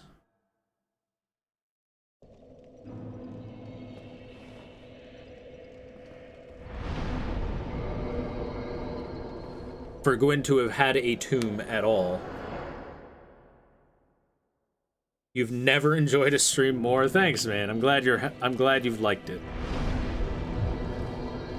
Anyway, we have another gentleman to speak to real quick. Alright, we're done with Gwendolyn. Now, if I change my title to Tying Up Loose Ends, it makes sense.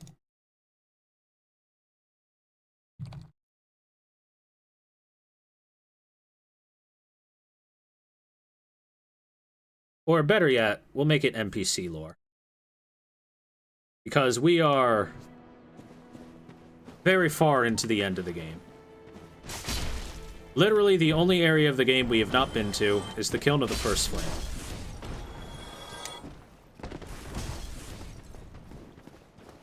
It is the last place for us to venture forth to. Aye, Shemai. I didn't expect to meet anybody here. I suppose great minds think alike, eh?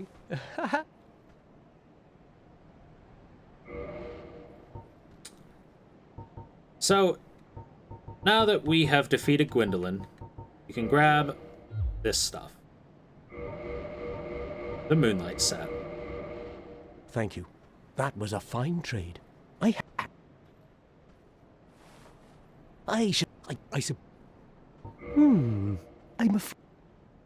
Well, that is a shame. So, let's take a look at that. So Gwyn went to link the fire, a tomb was made, and then afterwards Gwyn forced form dialed. I think what it had to have been done is Gwyn's tomb had to have been made before Gwyn went to link the first flame. Maybe Gwyn was...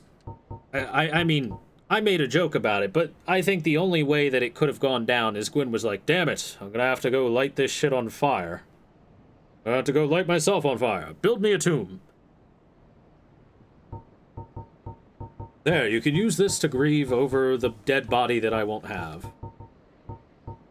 And then sometime during the construction of his tomb, or shortly after it was finished, before he left to do that, he exiled his firstborn. That's the only sense I can make out of it. Otherwise, chronologically, it would make no sense. Maybe FromSoft didn't think about it all that well again. No, not again. Naughty, naughty FromSoft. Where the hell is Gwendolyn's set? Is it really all the way down here? Oh, okay. Crown of the Dark Sun. Crown of Dark Sun Gwendolyn, protector of the forsaken city of Anor Londo. Now it's not the city of the gods, it's the forsaken city of Anor Londo. Notice the complete tonal shift in how it's referred to. This crown of the gods demands faith immeasurable of its wearer, but is imbued with dark moon power that enhances all magic. The image of the sun manifests Gwendolyn's deep adoration of the sun.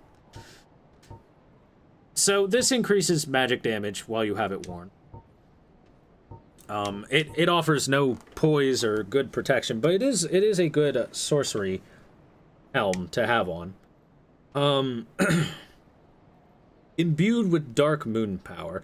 Not sure exactly what dark moon power is supposed to be. They could have just said imbued with sorcery or magic or something like that, but dark moon power must be some, like, mystical channeling that Gwendolyn is masterful of, considering that he was able to make such elaborate, powerful illusions throughout all of Anor Londo. Even outside of Anor Londo, there was this big illusory sun that everyone could see outside of Anor Londo to make it look as though the city was still golden and shining.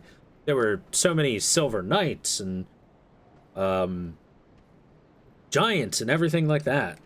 So perhaps the dark moon power is some form of internal power that Gwendolyn commands outside of that no one else has really gotten any sort of mastery of. Who knows? Impossible to know. The power of the moon was strong in Gwendolyn, and thus he was raised as a daughter. His magic garb is silk thin and hardly provides any physical defense. Oh, God, it's silk thin. Sorry, just popping boners. Anyway, it says that he was raised as a daughter because the power of moon was strong in him. And it's actually very visible that he is quite feminine. Like I was saying before, his lips are fuller than those of other males. He has a bit of a raised chest, which might partially be because of the garb. He has hips and everything, and he looks very female. Miyazaki was super happy when he saw how female Gwendolyn looks. He's like, oh my god, he looks like a cute little girl. It's perfect. It's the best. And then everyone at FromSoft started avoiding him for a little while. But they got over it quickly. So, interesting to ask, if the power of the sun was strong in Guinevere, would that mean she would be raised as a male? I guess. Who knows? Either way, FromSoft wanted their lady trap boy in the game, and they got him.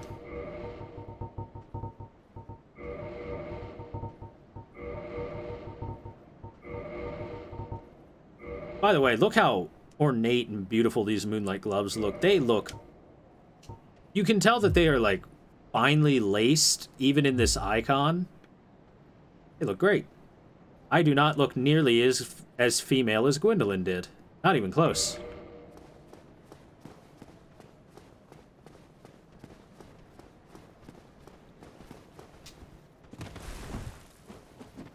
Not even close. So with that, we've dealt with every boss in the game but one. Still have the final boss of the game to go through. But as I like to do, as I am wont to do for a lore-style run... By the way, Gwendolyn apparently didn't wear shoes, seeing as... Then again, how could he? He had snake feet, so it makes sense. Oh yeah, we're looking sexier already. Wish there was an option to have a more feminine build for your male character. They give you that slightly in Dark Souls 3. You can do that a lot more. So at this point in time, we're reaching the end of the game. And going towards the end of the game, there's a few last words I'd like to put on towards it.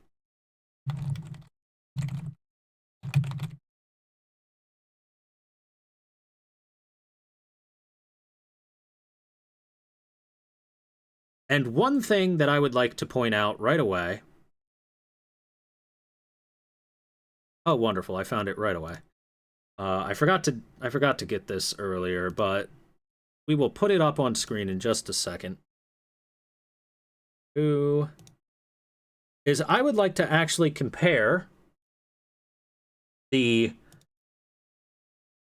cover art for the game between the English and Japanese versions, or at least the US and Japanese versions. There is a Europe version that is slightly different from the US one on the left, where it's a depiction of the Black Knight helmet up close. Yeah, it's a depiction of the Black Knight up close with a little bit of fire behind him, which is a slightly different and better, but let's compare these real quick. And let's take a look at these. So, on the left is the US cover for Dark Souls.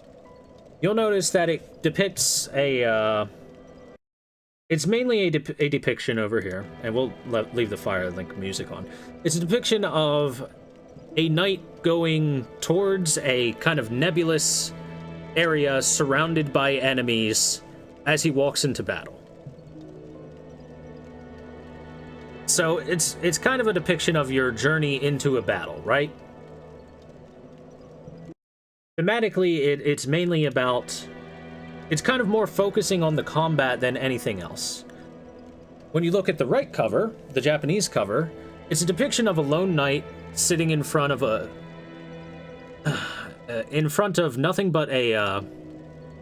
nothing but a bonfire to light his area, looking off into the impending dread and encroaching darkness outside of where he currently sits. So these are very different, like, focuses on how to grab the player. The NA one is specifically all about the it's all about the action, right? It's the action of going into the battle, the action of going off onto your journey, and the action of going into the fray and playing the game. Well, the Japanese cover is more about the thematic nature of the game. It's depicting the loneliness of the game. There's only the main character there to show anything on screen at all. It shows kind of the discomfort of the world outside of where he's currently sitting, the impending and encroaching darkness coming into the world as the world begins to end and fade, where the only real comfort is the bonfire that he still has left to sit at. And it's a great depiction of, like, the actual thematic nature of the story of Dark Souls. The world is ending. The world is coming to an end. The fire is fading. The darkness is encroaching, and what the small, tiny embers that are left are all that's left keeping the world going and keeping people motivated and bringing any sort of warmth and comfort into their life. I really like that cover. It's a fucking great cover thematically. The US one is fine for hooking people that want to go look into something that's, like, adventurous and stuff. But the themes being showed off in the Japanese cover, maybe I'm just reading into it a lot, are really, really good. I think it's a really good cover. It's a great game cover. Super awesome. So then, I have no need for that. I have no great need for that. This is terrible. As we come towards the end of the game, one of the things that I like to do for kind of a like a lore style playthrough is I'd like to take you guys back on a journey throughout the world we've gone on and all the NPCs we've talked with, everyone that we've interacted with over the course of time, or at least some of the more notable NPCs that one of which we actually dealt with very recently, a couple of which we've actually dealt with very recently. First off, I'd like to talk about the Fair Lady, Daughter of Chaos. In fact, the Daughters of Chaos, the entire family line, are a great embodiment of beauty and ugliness coming together. The Fair Lady was malformed by the Chaos Flame, corrupted into this twisted visage of a demon, turned into this monstrous form, no longer the beautiful girl that she once was, but instead no more than a demon in the eyes of many.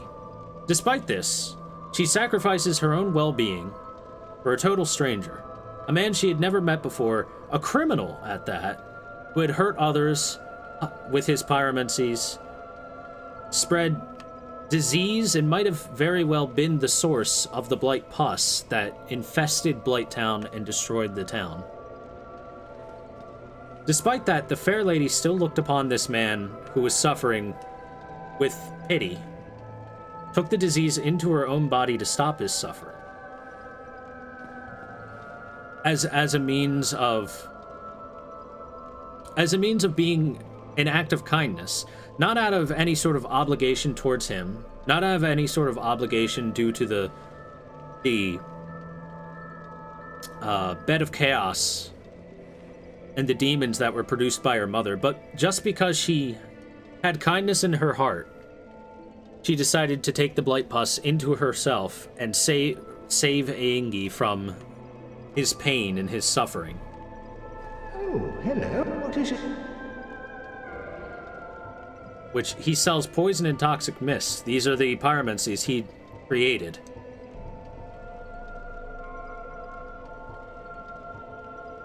Pyromancies that cause great deals of pain to others. Have you heard of Lost Quelana, an inhuman witch who wanders the poisoned swamp? Only no one has ever seen her, so who really knows? But what if she is another of the Quelaag sisters? Our fair lady would be greatly comforted by her presence. Have you heard? So, he's now able to talk to us about that way too late. But he notices Quelana. Or he mentions Quelana, who is stuck staring from outside the demon's domain, constantly keeping visage towards her old family. She's too crippled with guilt, her own fear, to go and do anything to try and help them. She knows that her sister, the Fair Lady, has been rattled with sickness at this point in time, that she is dying. She knows that because of this, Quelaag had begun hunting humans to steal their humanity. Taviosa, shut the fuck up! I'll get to it. Anyway, she knows that because of this, Quelaag, in order to keep her sister from dying, has been hunting down humans to steal their humanity and ease her sister's suffering. The Fair Lady is a great embodiment of beauty. Despite her ugly body, she is a beautiful person on the inside. She accepts that she is no longer who she was on the outside, but stays the same person on the inside despite this. Takes in the blight pus into herself to stop the suffering of others.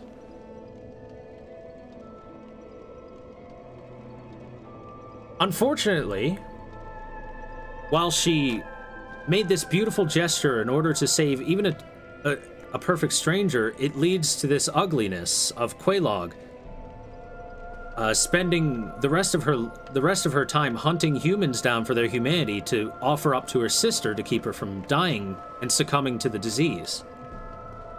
Because of Quelana's kind yet entirely selfish actions, she spurred Quelaag into an act of kindness in her own way that's also horrible in its own way, because she now has to hunt down other people. It led eventually to us being locked into a battle with her sister and killing her, because to us, she was just another demon that attacked us.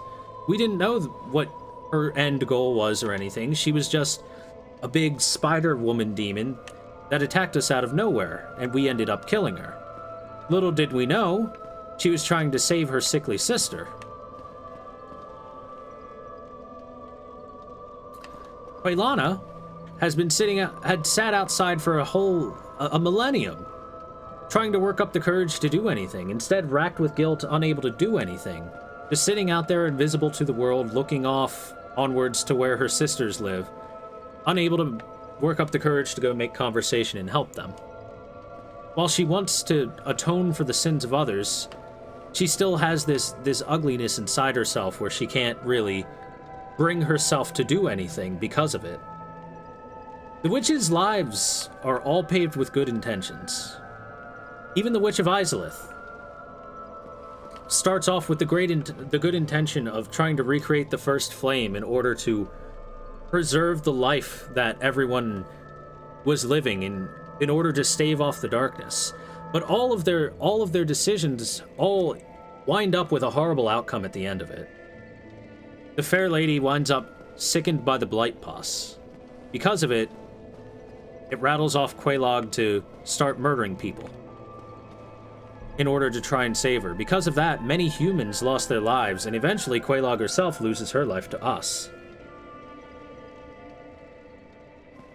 The Witch of Izalith tries to save everyone and accidentally creates the Chaos Flame and infests the world with demons.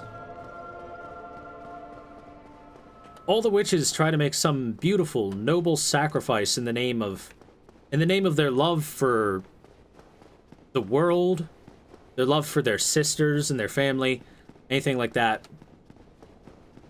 But despite their intentions, what they wind up is with this ugly outcome where their family members are killed, where they wind up in this sickly body, where they wind up invisible to the world, unable to show themselves because of their guilt, where they wind up infesting the world with demons. Meaning with the game's theme, each of the Daughters of Chaos, despite having a brilliant, bright flame of kindness within them, eventually are consumed by the dark, much as the world is being consumed by the dark. Wind up in horrible situations because of it. Even Quaylana is no longer here.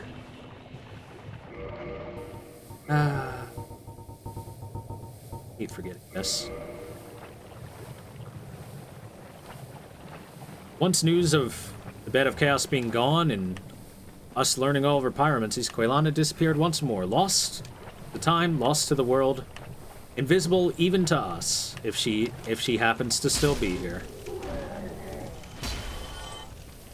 Which leads us to another person who we very recently talked to, Laurentius of the Great Swamp. Laurentius,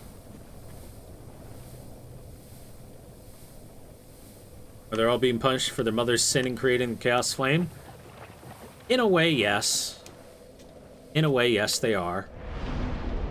But mostly, they're being punished for their own decisions in life. Mainly for their own selfish decisions. The fair lady wanted to save a man in trouble. Because of that, she wound up sick.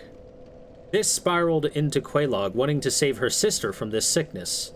Because of that, she wound up killing off many innocent humans and wound up losing her own life in battle with us.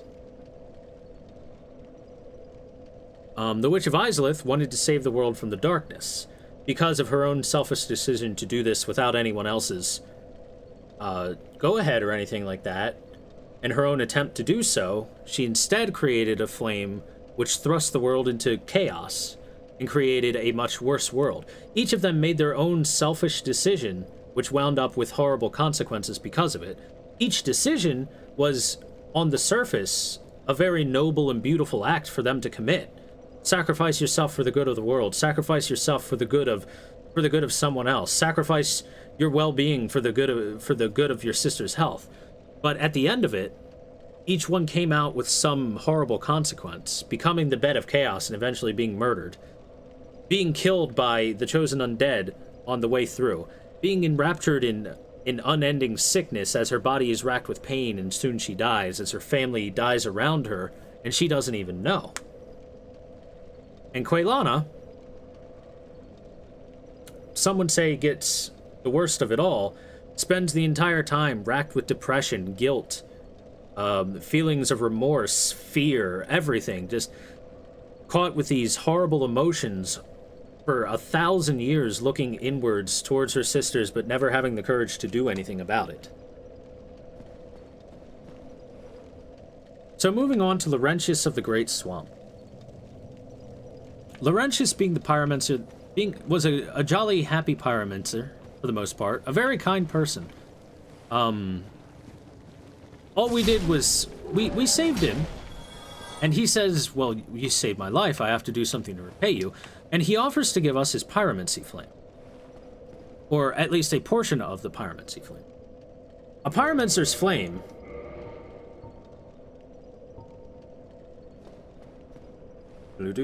well, I guess it's not going to say it, but as Laurentius told us himself, Pyromancer's flame is a part of himself, a part of his being, his existence, his body. It's like a portion of his own soul in a way. It's his entire being is poured into that pyromancy flame. It contained his history, his emotions, his past experiences, everything that he was in that flame that he offers to give to us. His entire life was consumed by pyromancy. He was born as a pyromancer in the Great Swamp. He lived as a pyromancer. He spent his life studying pyromancy and trying to become a better pyromancer, as evidenced by his desire to learn from Quaylana once he learns from it. At the end of the day, his life was consumed by this desire that he had. When he goes to Blighttown to search out Quaylana, he likely never finds her. He was told by us that you had to be a great pyromancer to even see her, so for him to not see her and for us to be able to see her, just, his student, surpasses him so greatly to the point where he no longer feels worthy of being a pyromancer. He spirals into a depression, and unable to reach the pinnacle of pyromancy as he dreamed of, as he had strived to do for his entire life, he eventually hollows out down here. And when we find him and he attacks us, we put him out of what is left of his life.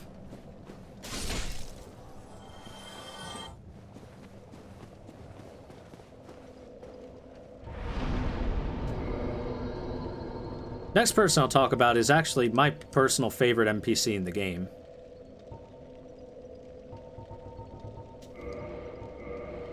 And my personal favorite storyline throughout the entire game.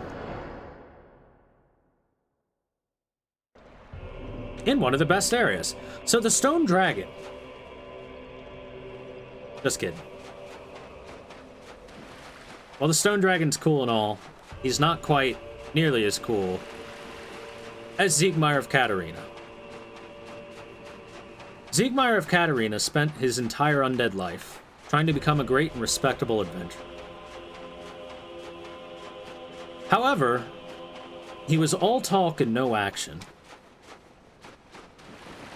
Despite his own strength, if you recall, when we went to Izalith with Siegmeyer, and he jumped into the pit to fight with demons fearlessly, he killed 3 or 4 demons by himself and didn't even lose half of his health. He was a badass. But unfortunately for him, whenever he ran into a problem, he'd sit down and think. He'd think, what should I do about this problem? And he'd think and think and think. The first time we find him is outside of Sen's Gate, sitting there thinking how to open the gate. But he never did anything. no matter what ideas he might have come up with, no matter what thoughts and plans he might have concocted while he sat there thinking, he kept sitting there thinking instead of acting upon any of it. Whenever we would show up, we'd handle the problem for him. Whether it was opening Send's Gate, redirecting the boulders in the fortress, dealing with the Silver Knights of Anor Londo, etc., etc. We would go there and we would take action immediately and just barrel through everything. Each time, Siegmeyer would lecture us at the end of it, saying that we should let him come up with a plan. But despite asking for us to let him come up with a plan, he never does come up with one that he was happy with.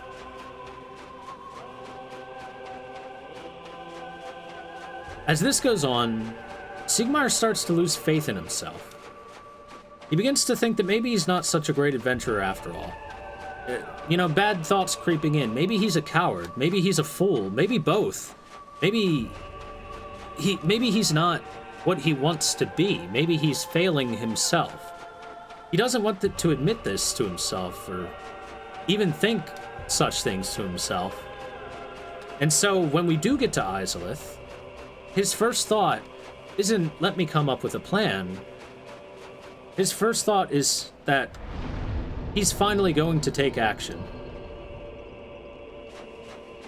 He offers to jump directly into the mouth of 4 or 5 strong demons on his own in order to try and create a distraction for us to get out of a tough situation. If not for us, then he would have jumped directly in there and would have died trying to prove to us, and more importantly himself, that he wasn't a coward, that he was a heroic and brave adventurer. But once more, we do help him out, and we do save him from the mouth of death, in this case, and we complete a fair bit of that adventure for him. After spending all this time spiraling towards depression, one last push is all Siegmeyer really needed in order to lose what was left of him, of his confidence in himself, really. His daughter Sieglind eventually had traveled her way into Lordran. We first met Sieglind, captured by a crystal golem at Seath's in the Duke's Archives. Sieglind is not an undead warrior like Siegmeyer is. Sieglind is not someone who has been undead and striving to become an adventurer. She merely came here in order to deliver a message to her father from her mother, or about her mother, in some regards relating to her. So, Siegmeyer's daughter made her way throughout all of Lordran, eventually finding her father down below Blighttown, following him through the Great Wood on his grandest adventure ever, getting to Ash Lake. And then delivered news to him. Whether it was the fact that his own daughter, just some random human, not even someone powered with the strength of the undead, absorbing souls from other, was strong enough to make her way down here, proving, perhaps in his own mind, that Siegmeyer hadn't done some heroic and grand quest by coming down here, but that it was something more mundane, considering his daughter was able to follow him down here. Or whether it was the news about her mother, presumably Siegmeyer's wife, had been something so devastating that it finally pushed him past the brink and it broke his spirit. He lost his drive and hollowed out right here in front of his own daughter. It could have been the news that maybe Siegmeyer's wife died, and maybe she didn't come back as an undead. Maybe Siegmeyer was waiting for his wife to become an undead so that he could see her again, or journey back to her, or maybe bring her along on an adventure, something like that. Maybe that was the news. Maybe it was just the news that Sieglind was able to follow him, and his adventure wasn't as big as he thought it was. Either way, he hollows out in front of his very own daughter. His daughter, after delivering this message, has to watch her father lose his mind and lose his will to live, even, in front of her very eyes, and then attack her as a soulless, mindless beast. Sieglin doesn't know what we've been doing all this time. Sieglin doesn't know that we've been the ones influencing Siegmeyer's mental status all this time. That Siegmeyer's been spiraling towards depression because of us.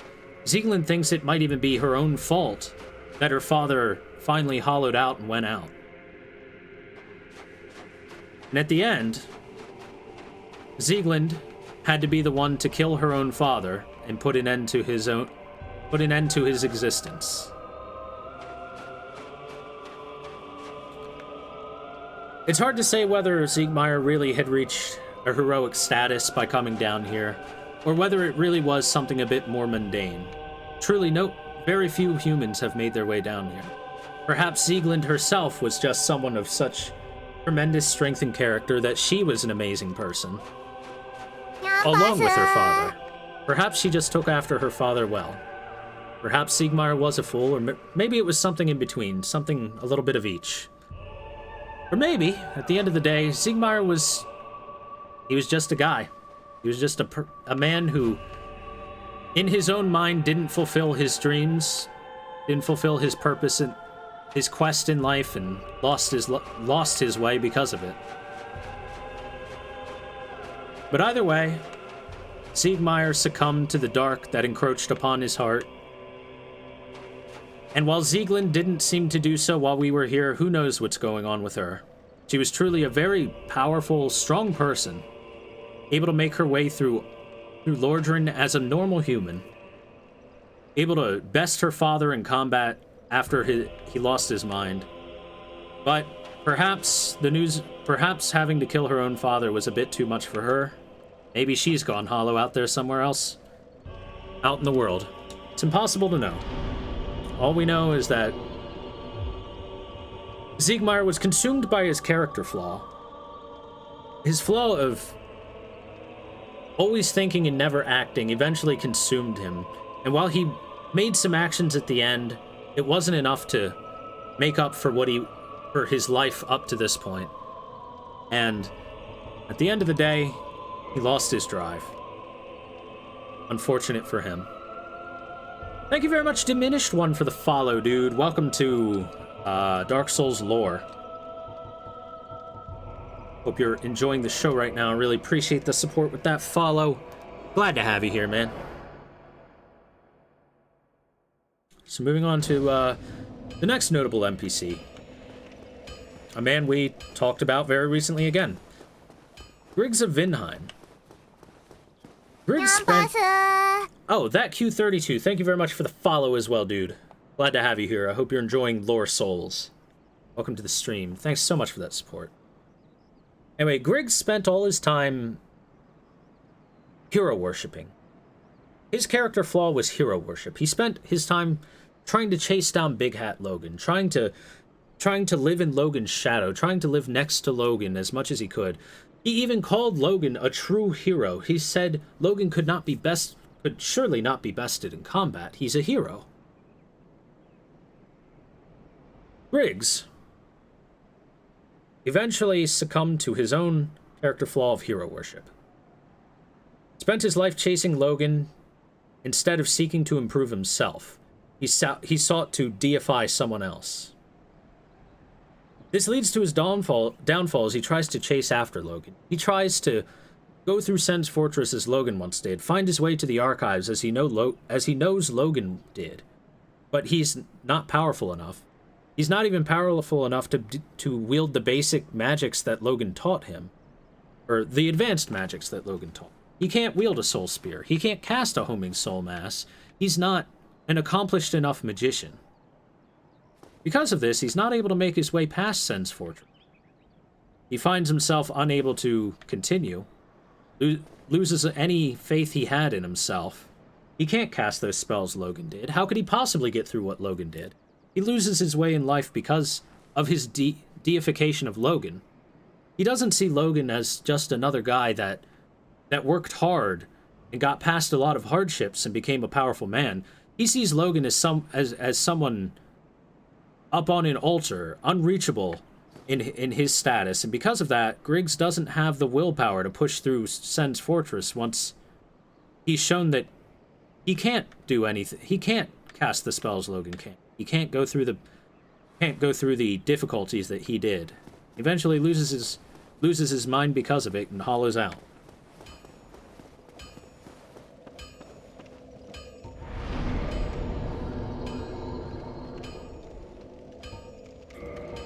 Speaking of Logan, Logan is perhaps the biggest fool in this entire game, from a certain perspective. Logan was consumed by his career, by his pursuit of knowledge. Despite being an incredibly intelligent man, he was perhaps the biggest fool of them all. And here's the rest of the Sage set. Perhaps because he was one of the most intelligent men out there, by far the most intelligent man that we meet, it's likely that that proves just how much of a fool Logan was. He spent all of his life, he spent his time trying to hide from other people. He put this huge fat hat on in order to get people to ignore him. He made it large so that it would be, and hid his ears under it so that it would be harder for him to hear the words of other people, because he didn't want to make time to talk with other people and socialize. He hid his face so that people would find it harder to recognize him, and that they wouldn't walk over and bother him. He lost touch with his own humanity because of this. All that mattered to Logan was the pursuit of knowledge, the pursuit and desire to learn more, to learn the next spell, and specifically to learn the magics of Seath and whatnot. He really deified Seath, and because of this, he lost his grip upon his own self. He was driven mad by the knowledge he had gained when he came to the archives, by the knowledge that Seath had learned. When he pulled it into himself, his lack of character was unable to process it properly, and he went mad because of it. He didn't hollow out. He didn't lose his purpose in life. He kept his purpose the whole time, the pursuit of knowledge. But in that pursuit of knowledge, he lost his humanity. And while he didn't hollow out, he did lose his grip on himself, which in a way might even be worse than hollowing out. Because when you hollow out, you've lost your soul, you've lost your everything. You're no longer you. Logan was still himself. He chose to forsake his humanity. While he might have lost his mind a little bit due to the knowledge he had gained, he still made the conscious choice that he didn't want to be a human anymore. He wanted to become as close to a dragon as possible, become as close to Seath as possible, and because of this, he allowed his own character fault to become his undoing. God, I'm so sleepy. I understand, Talviosa. I understand. It's been like a 7-hour stream so far. Close to it.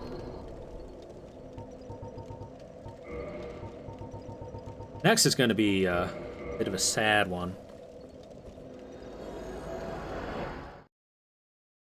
So, the DLC. I don't want to speak too heavily about it. Doesn't he go insane because Seath dies? No, Avalmini. Oh, Avalmini.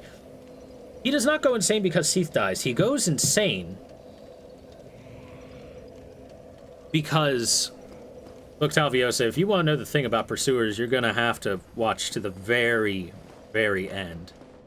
That's where it becomes important. Anyway, Logan goes insane because of the research that he had been reading. The information that Seath had been finding throughout the centuries. As Logan took it into himself, for some reason, it had driven him mad. Seath had already been driven mad long ago. It's perhaps the knowledge that Seath had gained that had driven him mad as well. How much time will it take? I'm going to say probably another hour, dude. If you want to go to sleep, I understand. So, Hawkeye Goff.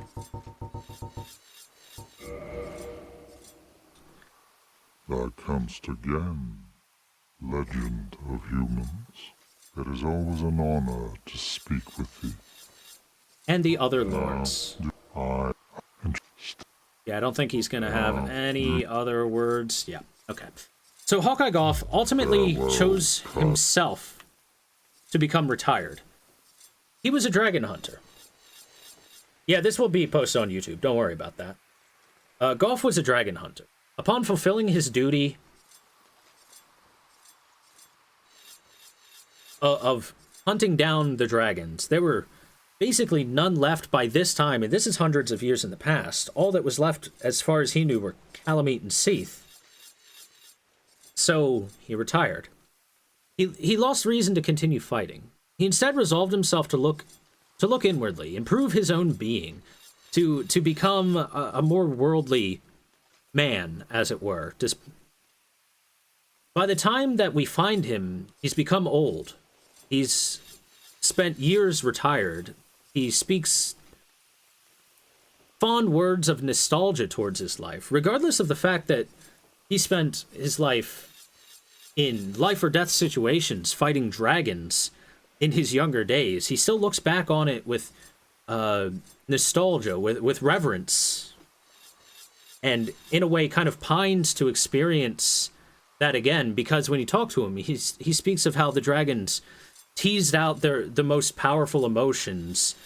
They're the most powerful of their anger, their hatred, their sadness, all of this swirl of emotions towards him, whether negative like that, or the joy of victory, or the relief of allies coming out alive. He wants to kind of feel that again in his old age, but he knows he won't be able to again, and he's accepted that. All that's really left that's draconic are those little blue drakes and maybe the Hellkite drake, but those are nothing to a man like Goff. Goff went out and hunted real dragons, the most powerful beings that have ever been faced by humanoids. The blue drakes couldn't possibly bring out a fierce emotion from him. He could fart on one and probably kill it. So Goff retired. He was no longer willing to really go out and fight. He resolved himself to living his life in whatever way he saw fit. Living in Ulasil. Then the Abyss approached from Ulasil. When the Abyss approached from Ulasil, they likely asked Goff for help, and Goff likely denied them. He said, "I'm retired. I'm a dragon hunter, and there are no more dragons to hunt. I'm now a woodworker." This might be why his helm was packed with resin. As you can see, there is a bunch of tree resin all over the outside of his helm, blinding him because of it. He can't really see out of his helm because of that. But still, it might have been revenge for his inaction because of that. But whatever, Goff has, at this point in his life, accepted anything that comes his way. He's gone blind, so what? He can still woodwork. He sees the advance of the dark, and he accepts it. He says that the dark is likely to consume everything. He saw it, friends, people that he's seen as tremendous warriors succumb to it, such as Artorias. He's seen Gwyn cower at the thought of the dark's pervasive nature. He's prepared for the end and thinks inwardly of himself, thinks towards his past, and continues woodworking. Now then. So this is true human nature. Artorias is in your debt, but thou leavest me little choice. May you perish for the good of all. You can tell he's actually blind. He's trying to listen for me right now, but I have a slumbering dragon crest ring and he can't hear me. By the way, he drops sick elbows. You notice he's looking as best he can.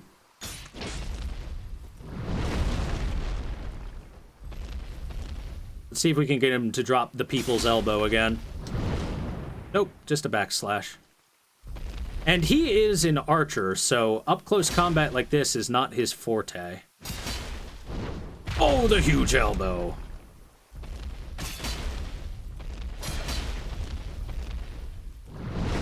And he says Artorias is in our debt.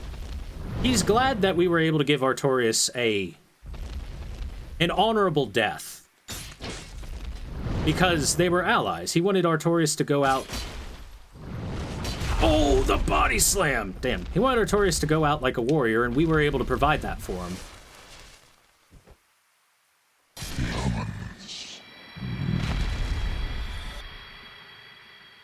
But unfortunately for him, we do need to grab this.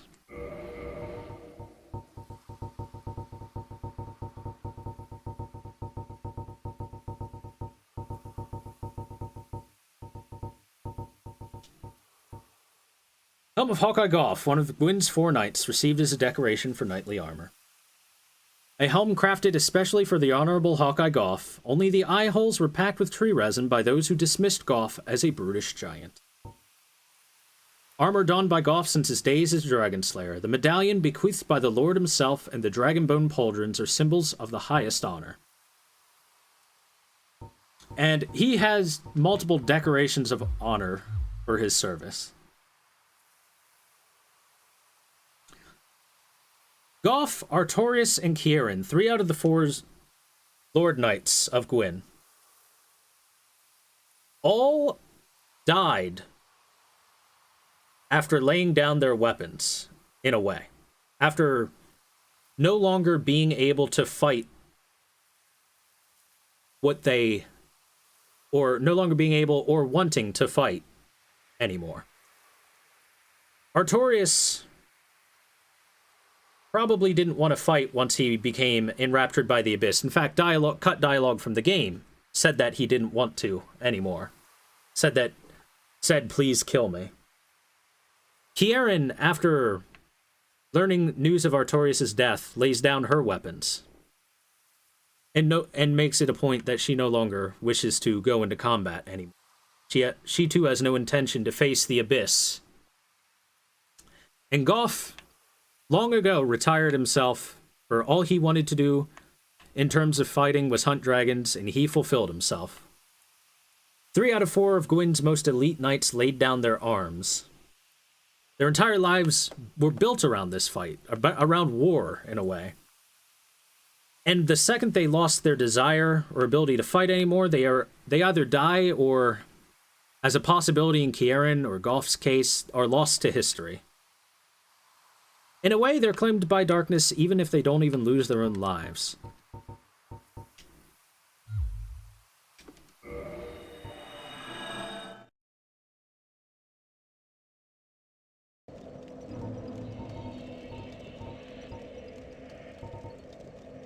Ooh. Okay, so I hate to do this, but I very badly have to go prepare dinner for my family. I know we've had this huge, awesome lore discussion for quite a long time, and we're very near the end. We're very near the end. There's a little bit more to talk about, but I have to go prepare a chicken for my family because I love my family, and I would not like to be consumed by the dark. So, I will make it your guys' decision. You can hang out here, you can leave if you want to. I understand either way. In the meantime, I'm going to turn the stream off so that we can have a very easy, I can have a very, very easy set of videos to highlight. So, I will see you guys in like 20 to 30 minutes while I go prepare chicken and get it in the oven. And we will complete Lore Souls. And if you miss out on it, if you have other stuff to do, I understand. It will be up on YouTube by tomorrow. I promise you this. So if you miss anything, you can check it out later. See you in a little while, guys.